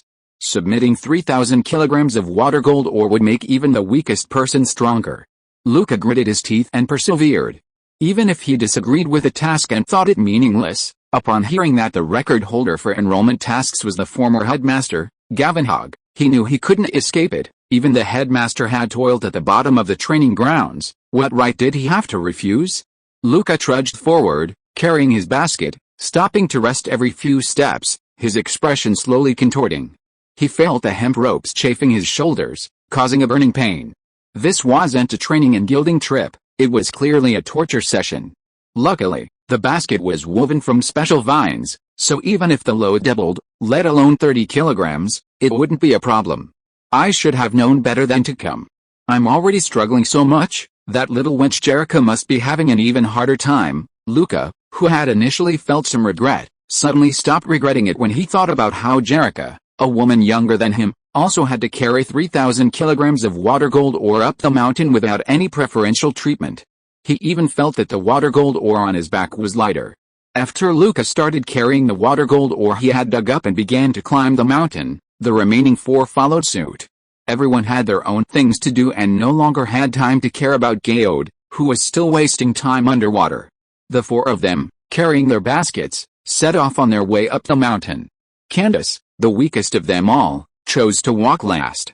She knew that she was the thinnest and weakest, and would walk the slowest, so she didn't want to slow down the others' progress. Of the five, she carried the least amount of water gold ore. The others carried 20 or 30 kilograms, while she only carried about 15. Even so, halfway down the cliff steps, her legs suddenly gave way, and she nearly fell backward. On such a rugged and steep cliff, the fall would be unimaginable. This startled Candace, turning her face deathly pale. Fortunately, a force suddenly came from behind, supporting her and preventing her from falling. "Rest if you're tired. Don't push yourself. Just complete the task slowly, falling would be terrible," a gentle voice came from behind her. Candace turned around. She was the last one to walk. The only one who would support her in this situation was Gauda, who had just come from the water and was climbing the cliff even slower. Although Gauda had been diving all morning and was also exhausted, he didn't need to carry a heavy load up the mountain.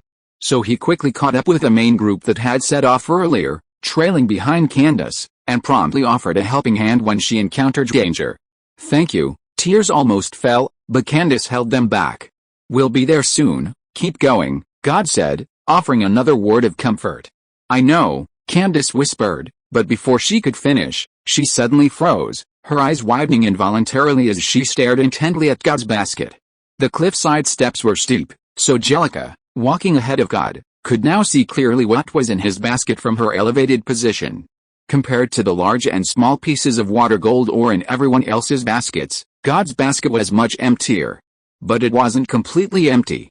There was only one thing inside, a clam. It was a clam with an exceptionally large and elegantly streamlined shell. It was about a foot long and almost as wide as it was long. The surface of the shell was covered with a delicate, silky pearly sheen, as if formed from moonlight. The shell curved slightly upwards on both sides, like the hem of a maid's skirt, elegant yet dignified. Most remarkably, Its surface is covered with naturally growing, intricate patterns. These patterns, under changing light, seem to faintly reveal the silhouettes of tiny mages dancing on the shell. This is a made clam, Candace asked incredulously. It should be, Gouda replied. You really collected a made clam, Candace exclaimed. I told you, maybe I'd have a better catch next time, Gouda laughed. You're so lucky, Candace said enviously, recovering from her shock. Don't be fooled by the fact that Gouda only had one clam weighing less than 5 kilograms in his basket. It was equivalent to 50 kilograms of water gold ore, and she, after a whole morning of hard work, even nearly falling down the steps, had only harvested less than 15 kilograms of water gold ore. It's truly infuriating to compare oneself to others. Unfortunately, she not only can't dive, but she can't even swim, a complete landlubber. Otherwise, Candace might really want to learn from geode maps and try her luck in the water. Chapter 121 Cliff Top. Another quarter of an hour later. Following Candace, Gouda left the last step of the cliffside staircase and returned to the top of the cliff. The other four had been at the top for some time and were resting. Luca, who was at the front and carrying the heaviest weight of the water gold ore, was exhausted, lying sprawled on the ground, panting heavily. Seeing Candace and Gouda also climb up, the others only glanced at them listlessly, too weak to even speak. Once at the top, Candace disregarded all ladylike manners and aristocratic etiquette, collapsing cross-legged on the ground, completely exhausted. Candace, Royce, who had been resting for a while, hesitated, then stood up. He walked to Candace and handed her a bottle of orange potion. A stamina recovery potion. I asked Instructor Shahu, drinking recovery potions is allowed, it's not against the rules, Royce said. Candace glanced up at Rojas, then waved her hand and said softly, thank you, but I don't need it right now. Rojas's face seemed to paler even more at Candace's rejection. Luca, who had already sat up from the ground, saw this and a mocking smile curled at the corner of his mouth. In his opinion, Rojas's attempt to please Candace and being rejected was both childish and embarrassing. However, Candace was indeed quite beautiful, with delicate features and smooth, dazzling brown hair. Even now, pale and sweaty, her exhaustion couldn't mask her noble air. Little brother Kaplan, how is the morning's harvest? He suddenly called out to Kaplan. I dug up a good 30 kilograms this morning. If I work hard this afternoon, another 30 kilograms shouldn't be a problem. Kaplan, startled by the sudden call, quickly understood his good brother's intentions. Was he trying to attract Candace's attention and show off his muscles? He naturally didn't want Luke to succeed. The problem was, Luke was carrying significantly more water gold ore than he was, and he couldn't argue with that. With a quick glance, Kaplan decided to change the subject. Gold, look, we've all gotten some, even Candace has about 10 kilograms of water gold ore. He looked at Gold, pretending not to hear Luke's question, and kindly advised him. You've wasted the whole morning, you should face reality, abandon your unrealistic fantasies, and go down into the mine like us. The others nodded slightly, clearly agreeing with Kaplan's words. It's okay, I'll try again. I was too busy practicing my swimming this morning to look for clams, Gold said with a smile. He wasn't oblivious to their little schemes, but he was too lazy to argue with them. Gold, having transmigrated, had a mindset that didn't match his age. He found these tactics of deliberately speaking loudly to attract girls' attention, tactics only seen in junior and senior high school, to be genuinely cute in every world. Kaplan had only intended to change the subject, but seeing God's lack of response, he became genuinely anxious. Didn't you hear what Instructor Shahu said? Clam digging is harder than mining, not to mention you're a half-baked diver who even had to learn to dive on your own. Clam digging is a dead end. How will you know if you don't try? God replied with a smile, his demeanor noticeably more relaxed than the others, panting. Why are you so stubborn? Kaplan was inexplicably exasperated. I bet you, even in another week, you'll have nothing. Then you've already lost the bet. Before God could speak, Candace suddenly interjected. Kaplan looked at Candace, not understanding her meaning. Look at God's basket, Candace said softly.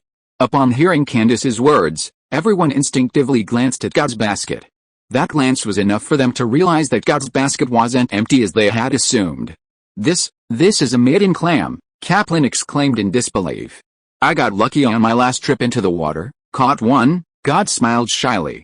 This one maiden clam was worth 50 kilograms of water gold ore. Kaplan, after a morning of strenuous work, had only managed to carry about 25 kilograms of water gold ore up the mountain. "You can't always be this lucky," Kaplan blurted out, his face flushed. God pretended not to hear, chuckling, "I'm going back for lunch." After a morning of such activity, he was starving, and it was lunchtime. Not only him, but everyone else was too. However, since it was their first mission, they lacked experience, and none of them had brought any rations. After a morning of strenuous work, their bodies wouldn't be able to withstand it without replenishing their energy through food. Therefore, the most urgent thing was to get back to eat, not to fight over something. Gouda left his morning's harvest on the cliff top, then, lightly dressed, headed towards his dormitory. He moved nimbly and quickly disappeared from sight. With Gouda gone, the atmosphere became somewhat awkward due to the previous conversation. The remaining 5 had different thoughts. Some were simply envious of Gouda's good fortune, while others felt embarrassed and awkward. Finally, Jerica staggered to her feet and softly said to Candace, who was still sitting on the ground, "Let's go too. If we don't eat something, the afternoon's task will be even harder." She could see that Candace's legs were weak and she was having difficulty walking, and out of kindness, she wanted to help her. Hearing this, Candace snapped out of her daze, nodded, and, with Jerica's support, left the cliff top together. Kaplan was still standing there, his face not fully recovered. He took a deep breath, suppressing his resentment and shame. He knew his words had been impulsive and petty. But seeing how easily Gouda had gotten lucky, he felt resentful. "I don't believe you'll be this lucky this afternoon," Kaplan thought to himself, then turned and walked heavily toward the academy.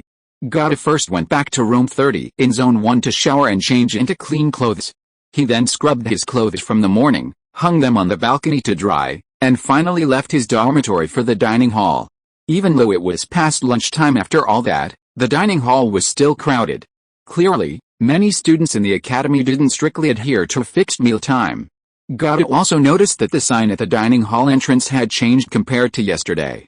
Today's special, charcoal grilled centipede, 8 silver coins per serving. Hiss, having already seen and tried charcoal grilled bird spider yesterday, Gouda still couldn't help but gasp when he saw the name charcoal grilled centipede. "It's really that heavy-handed, huh? Okay. And it's so expensive, 8 silver coins a serving. With that money, I could eat anything, even a lousy centipede. This price seems cheaper than yesterday's grilled tarantula." Gouda fell into deep thought. 5 minutes later. "Sir, your grilled centipede, carefully prepared, please enjoy." The waiter brought a large plate of grilled centipede to Gouda's table. A small bottle of wine was also served with the meal. Gouda, whose curiosity once again suppressed his rationality, silently examined the special dish in front of him. His gaze was initially slightly puzzled, because at first glance, he couldn't see the so-called centipede at all. What he saw were 5 round and plump onions, golden in color and slightly charred on the outside, arranged in a circle on the plate. Of course, it wasn't a scam. The real protagonist, the grilled centipede, was cleverly hidden inside the onions. Gouda used a knife and fork to cut the onion open from the top. A complex aroma, a mixture of charcoal, honey, spices, and the unique flavor of the centipede itself, instantly wafted out, making his mouth water. Each centipede encased within an onion is meticulously prepared, inedible parts removed, leaving only the most tender and flavorful flesh, a tempting amber color. They are coated with a thin layer of honey, spices, and a special sauce. Gouda forked a centipede and a small piece of onion, popping them into his mouth together. The first bite bursts with the sweetness and slight spiciness of the onion. Immediately following is the deliciousness and unique texture of the grilled centipede.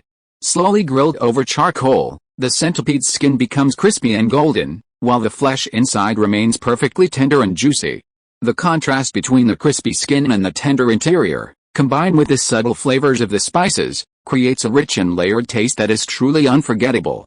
The accompanying bottle of onion wine is a perfect finishing touch, its unique flavor perfectly neutralizing any slight fishiness from the centipede, resulting in a harmonious and unified flavor profile. After finishing the grilled centipede, Gouda once again felt a slight warmth emanating from his body. His body had been constantly chilled while diving, and even after reaching the shore, a biting cold lingered within him. Now, the warmth from the grilled centipede dispelled that chill. Chapter 122 Grihurl. Who is Gouda? Just as Gouda finished his special lunch and was about to leave, someone suddenly shouted at the restaurant entrance. The voice was loud, instantly silencing the noisy whispers inside. Everyone, including Gouda, turned to look at the restaurant entrance. A tall, thin, wealthy-looking young man in a school uniform robe stood at the entrance, his gaze sweeping over everyone in the restaurant. His gaze was exceptionally sharp, carrying an inexplicable sense of oppression. Few dared to meet his eyes directly. "It's Alchemy Department Chief Jerry Harrell looking for someone, but what's with this troublesome look?" Gouda overheard someone whispering nearby. Jerry Harrell. Gouda mentally processed the name. He had never heard the given name before, but the surname sounded strangely familiar. While everyone was still speculating about what Jerry Harrell wanted with this man named Gouda, Gouda already had a vague idea. Just then, Jerry Harrell's gaze swept over everyone in the restaurant. In the process, he seemed to have already locked onto his target. His sharp eyes finally landed on Gord, and then, under everyone's watchful eyes, he walked straight to Gord's table. Gord stood up, his brow slightly furrowed. "If I'm not mistaken, you're Gord, aren't you?" Jerry Harrell asked. "You've got the wrong person," Gord replied. With that, he turned and walked away.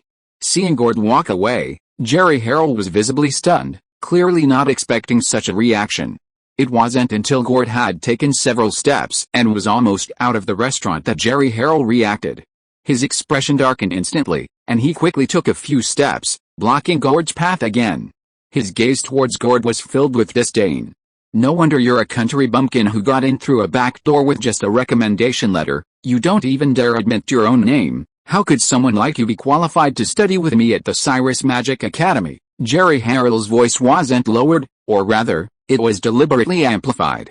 As soon as he said this, coupled with the fact that the other students in the restaurant were already in a state of spectator mode, watching the two of them, almost everyone heard Jerry Harrell's words and knew about Gouda's background.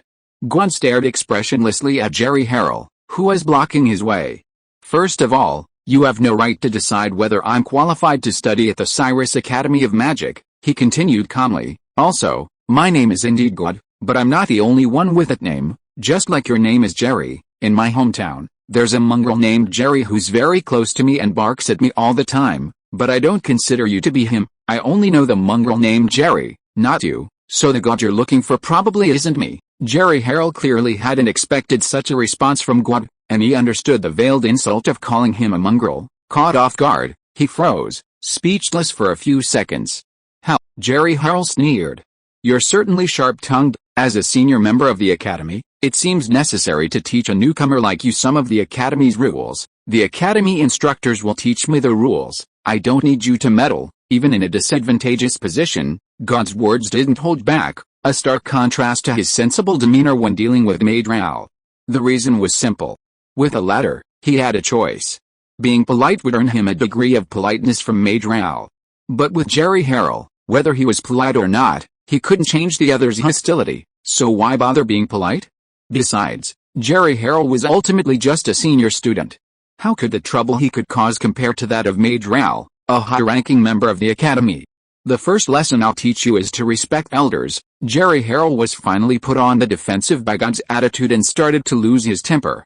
"Your enrollment task is to submit 3,000 kilograms of water gold ore to the Alchemy Department." A clear, clenched whisper, barely audible to Gouda, suddenly rang in his ears. "Communication spell, just a heads up, I happen to be the current head of the Alchemy Department, and collecting and settling water gold ore daily is within my authority. You'll see." Jerry Harrell looked at Gouda with disdain, as if he could already see the panic about to appear on his face. Although even as the head of the Alchemy Department, he didn't have the right to invalidate the water gold ore Gouda submitted, he could still cause him some trouble. For example, he could be stricter in settling the water gold ore submitted by Gouda. Their Alchemy Department had requirements for the purity of water gold ore when making trial puppets. About 20% of the water gold ore submitted by freshmen didn't meet this purity requirement. In other words, if the review was strict, Gouda would have to submit an extra 750 kilograms of water gold ore to complete his enrollment task.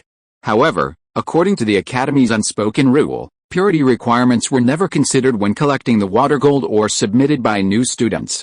Whatever kilograms of water gold ore a new student submitted, that's what they counted. As long as it was mined from the cave at the bottom of the cliff and the weight was sufficient, it was acceptable. After all, the primary purpose of this entrance mission was to hone the new students. The water gold ore was merely an extra bonus. Moreover, Once a new student completed the entrance mission, they would become a formal student. In the world of mages, a year or two was nothing.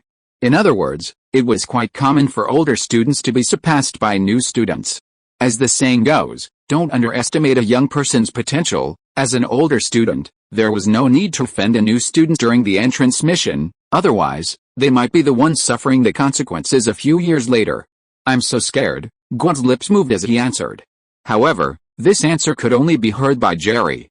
God remained unusually calm in the face of Jerry Harrell's threats. He found Jerry Harrell's threats truly laughable. However, God also gleaned a message from this incident. Within the academy, the rules still held considerable weight. Students must not harm each other. This was one of the academy's rules. Therefore, Jerry Harrell dared not deviate from the rules and could only resort to intimidation.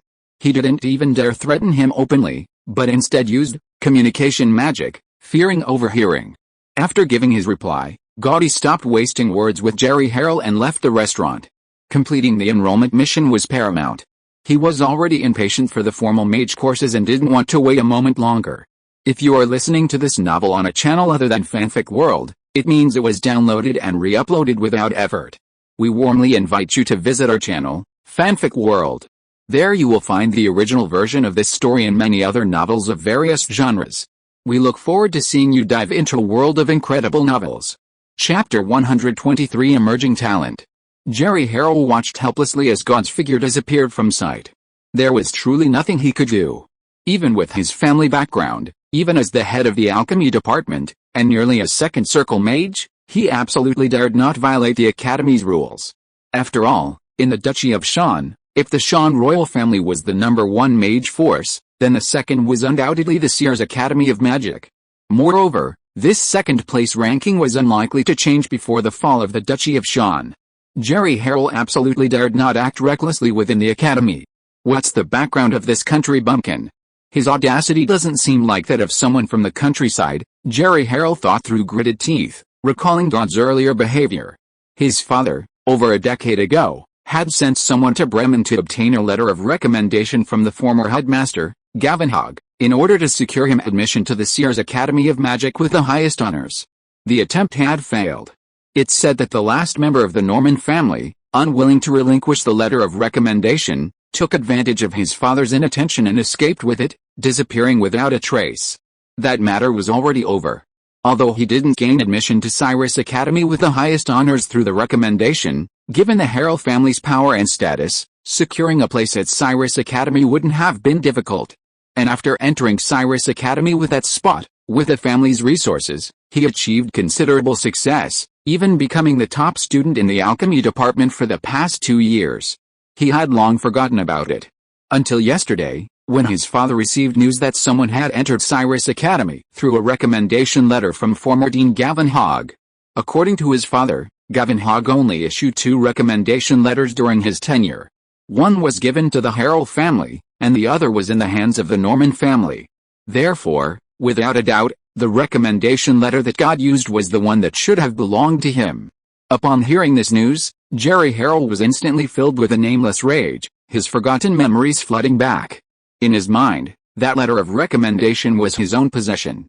Now, it had been used by a country bumpkin sorcerer, as if a petty thief had stolen it. How could he not be furious? Besides, why should a country bumpkin sorcerer enjoy the treatment he had never received? However, having come expecting this, only to receive such a response, left Jerry Harrell both angry and bewildered. Gord quickened his pace, navigating the familiar path, and soon arrived at the bottom of Cully Cliff again. The events in the restaurant hadn't caused him much of a stir. In fact, anyone who experiences a life-or-death situation at the very beginning of their journey, the so-called opening stage, is unlikely to be affected by trivial matters later on. Goddess swam away from the shallow waters of the riverbank, approached the safety post, secured himself with a safety rope, took a deep breath, lowered his head, and plunged into the river. The river water in the afternoon, though still icy, was noticeably less unbearable than in the morning. The afternoon is the golden time to go swimming. I need to bring food tomorrow, I can't waste time on the road, Goddess thought to himself. Compared to his awkwardness in the morning, he was much more skilled at diving in the afternoon. As he descended deeper, Goddess activated his spell model, casting Detection Magic Plus, his eyes flashing as he began searching for maiden clams hidden in the riverbed silt. With the help of magic, his clam collecting efficiency now depended solely on the density of maiden clams. 3 minutes later, Gauda surfaced, slowly exhaling the stale air from his lungs. He casually glanced at the shore. Instructor Shad, who had appeared on the riverbank sometime earlier. He would accompany all the new students until they completed their orientation missions, both to look after them and to supervise them. Gauda gradually got used to Instructor Shadhu's presence. He took another deep breath and submerged again. He repeated this action, going in and out of the water to breathe. Half an hour after Gauda entered the water, the other 5 people arrived at the bottom of Cully Cliff one after another, picked up their tools, entered the mine, and began their afternoon work. Although the second-generation French-born into noble families had different personalities, those who were sent to Cyrus Academy were basically the more outstanding members of their families. They all understood one principle: if you can't change something, try to adapt to it. 2 hours later, with a splash, Gauda resurfaced near the safety post.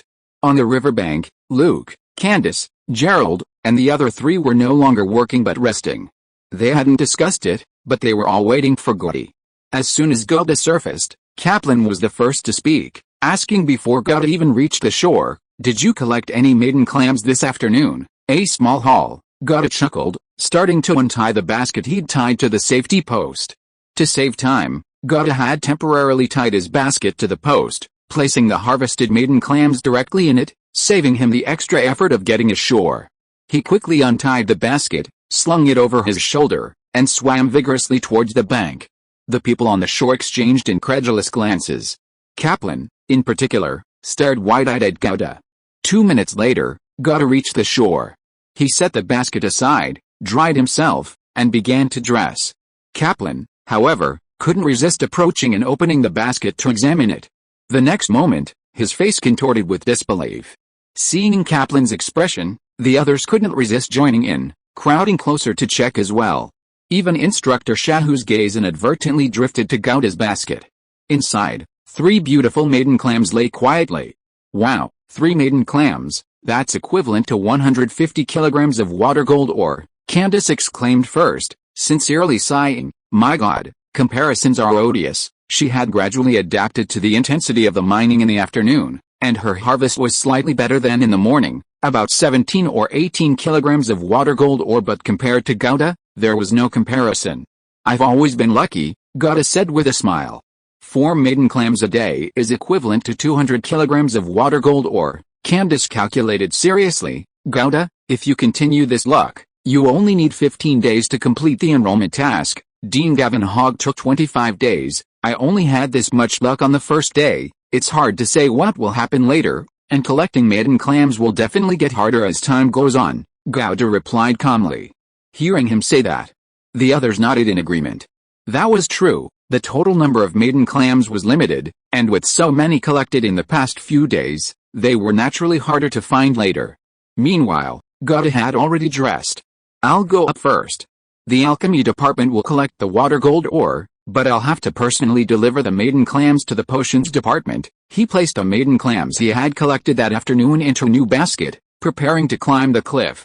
By the way, Gauda, how did you offend the head of the alchemy department? Candace suddenly remembered this and quickly asked. The incident in the cafeteria at noon had already spread to a small circle.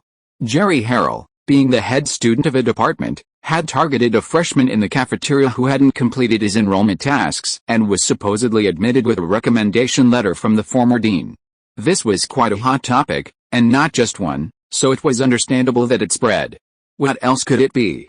Because he could get the highest treatment with his recommendation letter, and the head of the alchemy department was unhappy, Rose said sourly from the side. Although he was also jealous of Gauda's treatment, if he had to choose between Gauda and Jerry Harrell, he would definitely choose Gauda, who was also a freshman and whom he could barely be considered an acquaintance. Perhaps, Gauda said casually, hoisting his basket filled with maiden clams onto his back and swiftly climbing the cliff. His effortless manner once again made the remaining 5 envious. They hadn't even carried the water gold ore they had mined that afternoon to the top of the cliff yet. On the first day of the enrollment mission, Gauda had handed over 4 maiden clams to the potions department, equivalent to 200 kilograms of water gold ore. He had completed 1/15 of the enrollment mission in one day. Whether it was strength or luck, Such a thing hadn't happened in Seer's Academy for a long time. This news was spreading along with the gossip that had occurred in the cafeteria at noon. Gouda, who was merely a second-class mage apprentice, was beginning to distinguish himself in the academy in a special way. Chapter 124 New Record. 19 days. In the following days, Gouda's life at the academy was uneventful, with no further incidents.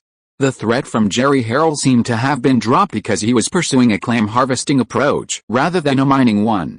After all, the alchemy department couldn't interfere with the potions department. The various departments within the magic arts department were already at odds. Resources were limited. If one department took more, another would take less. Alchemy and potions, as major departments within the magic arts department, had always been competitors. The instructors and students of the two departments had never been very harmonious. Jerry Harrell's status as the top alchemy student was indeed of little use in the potions department. Since Jerry Harrell hadn't bothered him, Gouda was naturally pleased. He didn't dwell on whether something big was waiting for him later and focused solely on his own tasks.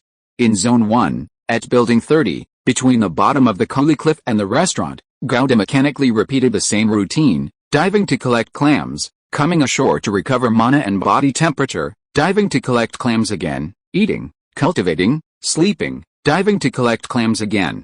He collected a minimum of 2 and a maximum of 5 maiden clams each day. Although he had the assistance of Detection Magic Plus, Gouda's physical limitations restricted his movement area. He couldn't and dared not venture into the center of the river to collect clams. The center of the river was where the density of maiden clams was highest. There were indeed maiden clams at the edge of the deep water area where he operated, but not in large numbers. If it weren't for his built-in radar, anyone else, relying solely on their own exploration, might not even be able to collect a single clam in a day. No wonder the average time for freshmen who chose the clam collecting method to complete the task was over 3 months. It's worth noting that those who chose the clam collecting method, besides Gouda, were all extremely proficient swimmers. Even under these circumstances, the time required was still so long, demonstrating the difficulty of the clam collecting method. Gouda's consistent gains were something no one else could achieve.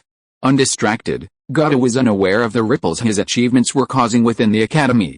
He was more concerned with his rapidly dwindling savings. The academy's specialty dishes changed daily, never repeating. At an average price of nearly 10 silver coins per dish, they were extremely expensive. However, these specialties were remarkably effective at replenishing ki and blood. So, Gouda, who had been diving for clams, hadn't neglected himself, ordering the specialty dishes for dinner every day. In this situation, 1 Shan gold coin was only enough for 2 days' food expenses. This was the reason his savings were decreasing so rapidly. Food. Time passed day by day. Dark night moon 12th. Gouda had submitted 29 made clams, completing half of his enrollment task.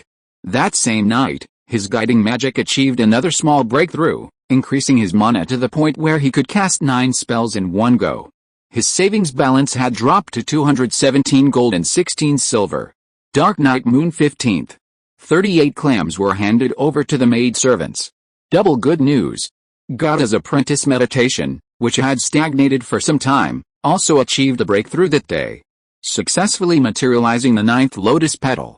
In the following days, news about Gouda slowly spread, causing a stir throughout the entire Cyrus Magic Academy. Someone had actually been admitted with the highest level of privilege based solely on a letter of recommendation. It should be noted that the last person to enter Cyrus Magic Academy with the highest level of privilege was now a 4th Circle Mage, considered the next chief archmage of the Court Mage Order.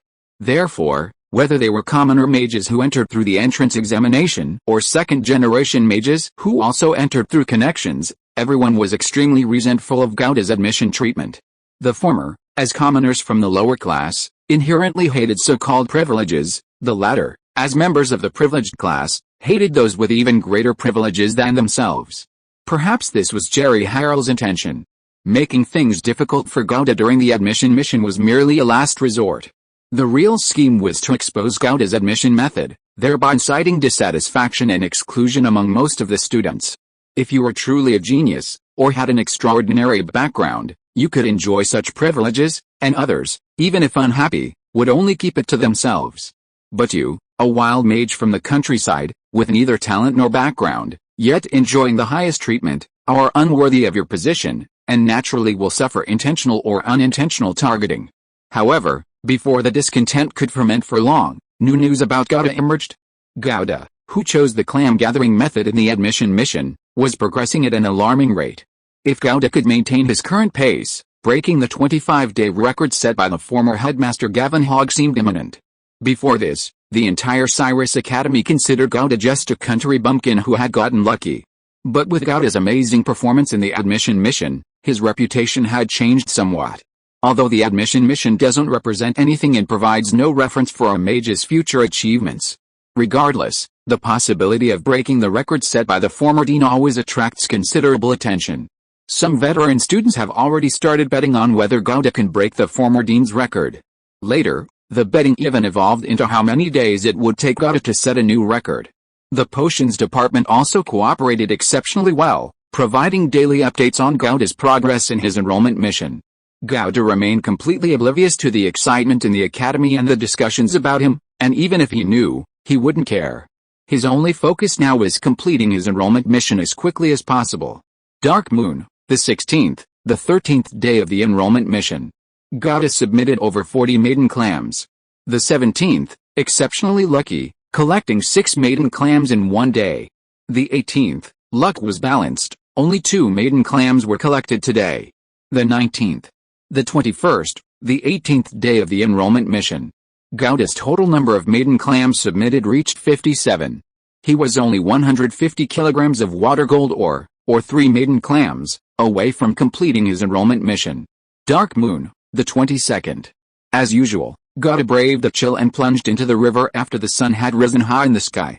Nearly half a month of clam harvesting had greatly improved Gauda's swimming skills. Compared to when he first started, they were now vastly different. However, his clam harvesting progress hadn't increased much. This was because the number of maiden's clam at the edge of the deep water was limited. Each one harvested reduced the remaining supply. The further he went, the harder it became to find a maiden clam. Only with Detection Magic Plus, allowing for a thorough search, could Gauda maintain a steady pace of harvesting. Gauda once again dove into the water, swimming in this familiar area of the riverbed. The light representing detection magic flickered faintly in his eyes. The next moment, a magical light flashed in a corner of the riverbed, illuminating Gauda's eyes.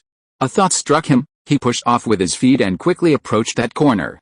Then, he reached out and gently brushed aside the sediment, and sure enough, he touched a clam shell. Gauda calmed his racing heart and swept away all the mud and sand around the clam shell.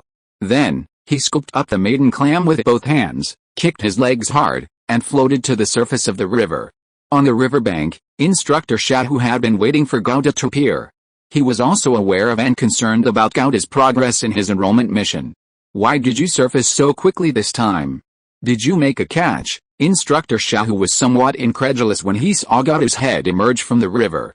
Having been with this batch of new trainees for more than half a month, he knew that Gauda would stay underwater for more than 3 minutes before surfacing. And now, only a minute or two had passed since he went underwater. Gauda had no idea what Instructor Shadu was thinking. He put the newly collected maiden clam into the basket tied to the safety post, then untied the rope, put on the basket, and swam to the shore. He had really completed it. Seeing Gauda's actions, Instructor Shadu knew exactly what this meant. Gauda quickly reached the shore, put the basket aside, and began to put on his clothes. It's been many years since Dean Gavin set this record, and everyone thought it would never be broken by a new student. Instructor Shadu glanced at the 3 maid clams sitting still in Gaod's basket, sighed deeply, and exclaimed, 19 days. You completed the enrollment task in just 19 days.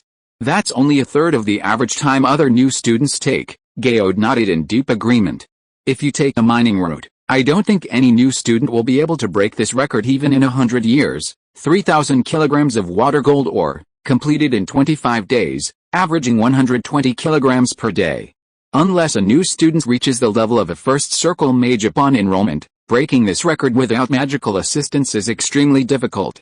As for him, the clam gathering path and the mining path are not the same track. Therefore, Gaod didn't feel proud of breaking Dean Gavin Hogg's mining record by taking the clam gathering path. He even felt he had gained an advantage.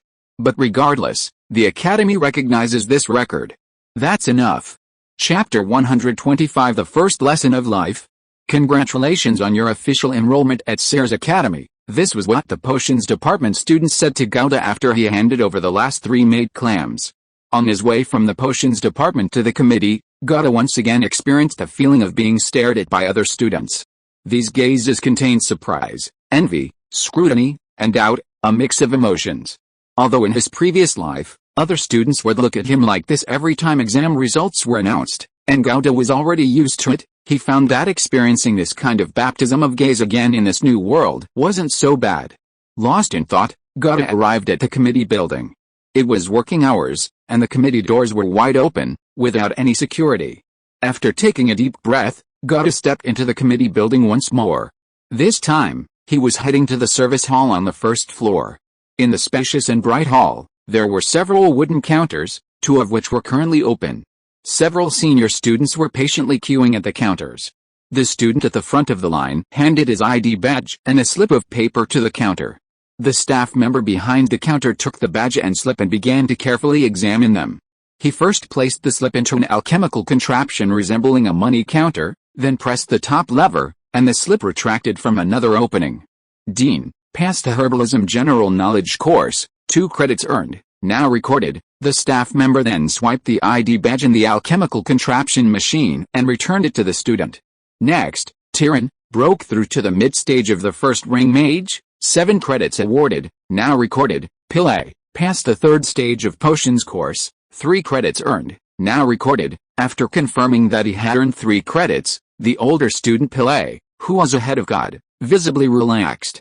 There are only 8 days left in this academic year, and you've only just accumulated 10 credits, the elderly clerk behind the counter, with a full head of white hair, reminded Pillay. You'd better hurry up next academic year. I know. Pillay scratched his head in frustration and asked, how many credits do I have left? 53 credits total, 40 used, 13 unused. Okay, thank you. Pillay sighed, put away his ID badge, and left with a troubled expression. When it was his turn, Goddard quickly handed over his ID badge. You're Goddard. The old man behind the counter accepted Goddard's ID badge and then looked him up and down carefully. Goddard nodded, not surprised. He knew that whether it was his recommendation letter or breaking Headmaster Gavin Hogg's record, it meant he wasn't completely unknown in the academy. Wait a moment, the old man took Goddard's ID badge and went into the small room behind the counter. About 2 minutes later, the old man reappeared. He again swiped Gouda's identity plaque on the alchemy machine on the counter, then softly read, Gouda, 2nd class Mage Apprentice, first time Mage level attainment, 3 credits, completion of the entrance task, 2 basic credits, completed in 19 days, breaking the previous record of 25 days, according to the Academy's standards. An additional 5 credits are awarded, a total of 10 credits. Any questions? No. Good. The old man handed Gouda's identity plaque back to him. Congratulations, you have met the credit requirements for your first year. However, I still suggest you take more courses while you don't have too much credit pressure in your first year. Understanding what you are more interested in and good at will be very helpful for your future academy life, the old man reminded him. Okay, I will, thank you, Gouda replied politely. Go upstairs and turn right, the 2nd academic office, to get your course schedule and be assigned a tutor, the old man added. Gouda nodded, left the service hall, and went to the academic affairs office on the 2nd floor. After a knock on the door, Gouda entered. Hello, I'm Gouda, a new student. I've come to pick up my course schedule and list of tutors. A middle-aged man sat in the office, his expression very aloof. He casually tossed 2 scrolls over. One is the course schedule and course information, and the other is your admission approval. You have Dean Gavin's recommendation letter, and according to regulations, we will assign you a senior tutor as your tutor. All senior tutors in the academy are the heads of their respective departments. Your tutor is the head of the rune department, and also the chief rune tutor of this academy. He's I. Remember to go and report to Tutor Hizai as soon as possible. Alright, that's all. You can leave now. Gouda took the 2 scrolls, unperturbed by the middle-aged male mage's indifference. He politely bowed and left the committee, returning to his dormitory at number 30 in Zone 1. As soon as he got back to his room, Gouda immediately opened the scroll containing the course schedule and information and began to examine it carefully. The courses at Sayers Academy are divided into 2 main categories, required courses and elective courses. These are further subdivided into core courses and specialized courses. Sears Academy offers only 3 required courses: Mage Basics, Spell Application and Combat, and Basic Cultural courses. Specialized courses include the essence and principles of spells, energy conversion, combat simulation, and geography of the Nolan continent and war geography, among others. The elective courses are far more numerous. Core courses include runeology, potion studies, alchemy, linguistics, and scroll studies. The specialized courses are even more overwhelming. For example, under alchemy, there are specialized courses such as mineral identification, history of alchemy, or extraction, smelting technology, general knowledge of runes, design and manufacturing of alchemical items, and energy storage and conversion technology. Under linguistics, there are specialized courses such as basics of ancient Misr, development of Misr, and general knowledge of elemental spirit languages. Upon opening the course introduction scroll, Gata was dumbfounded. However, it wasn't the dazzling array of courses at Sears Academy that was truly astonishing, but rather, Mage Fundamentals, Required Course, Instructor, Bovi Course Description. This course introduces the theoretical foundations of mages, their development, and philosophical considerations of magic. It also covers the world system and planar systems, provides general knowledge of Leline creatures, and helps students improve their concentration and cultivation efficiency. The course is divided into 3 phases, 1 phase per academic year. Each phase has 1 assessment, and students who fail the previous phase are not allowed to enroll in the next. Phase 1. 1 credit. Phase 2. 2 credits. Phase 3. 3 credits. Phase 1. 30 lessons. Phase 2. Missing information, likely a time limit. Teaching time. Phase 1 is held on the mornings of the 3rd day of each of the 3 months, Frost Gold, Mist Frost, and Frozen. Teaching location, Gavin's Tower course fee, Phase 1. 10 gold coins, Phase 2. 15 gold coins, Phase 3. 20 gold coins. Credit requirements, none. Geography of Nolan continent and Geography of War, Basic Culture course branch course, Instructor, Mosin course description. Understand the basic geographical knowledge of the Nolan continent, including its natural environment, climate types, geographical features, political structure, ethnic distribution, and national composition. Master the basic laws and strategic thinking methods of war geography, and master the methods of interpreting and drawing war maps. The course consists of 30 lessons. Completion of all lessons and passing the assessment will earn 2 credits. Class time. Scheduled on the afternoon of the 2nd day of each of the 3 months, Frost Gold Month, Mist Frost Month, and Frozen Month. Class location, location not specified. Course fee. 20 gold coins. Credit requirements. 10 or more credits. All courses at Sears Academy, whether compulsory or elective, require a course fee. And the fees are quite expensive. For example, the compulsory course Mage Basics costs 45 gold coins to complete. Many of the branch courses even have additional credit requirements. If the credit requirements are not met, the course cannot be taken. The cost of these courses is astronomical for ordinary people. Those born into wealthy families are fine, they don't need to worry about the fees. But those ordinary people who entered through the entrance exams will likely be struggling with these costs. No wonder Gauda always felt that the students in the academy seemed so busy every day. It seemed that besides studying and cultivating, a large portion of the students were probably also busy making money. Gauda's first reaction was confusion. He understood that knowledge is expensive and requires payment in this world. What he didn't understand was that Sears Academy, as an academy for training mages, set such high tuition fees. Wasn't this unfair to those students who entered the academy through the entrance exams, who, despite being from ordinary backgrounds, actually had higher talents? These students would inevitably face situations where they couldn't afford courses and would have to spend a significant portion of their time earning money.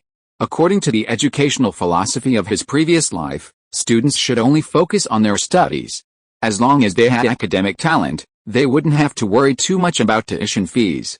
Unlike Cyrus Academy, which sets up paid courses and adds obstacles to students' learning, Cyrus Academy prioritizes talent far more than tuition fees.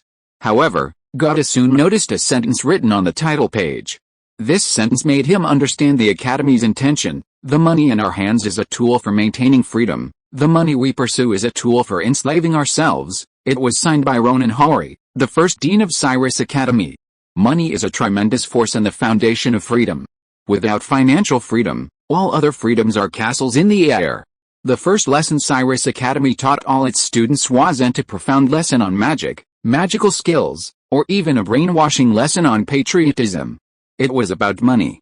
The Academy wanted all students to understand, what attitude should one have towards money. You can despise it, you can treat it like dirt, but the prerequisite is that you must have it.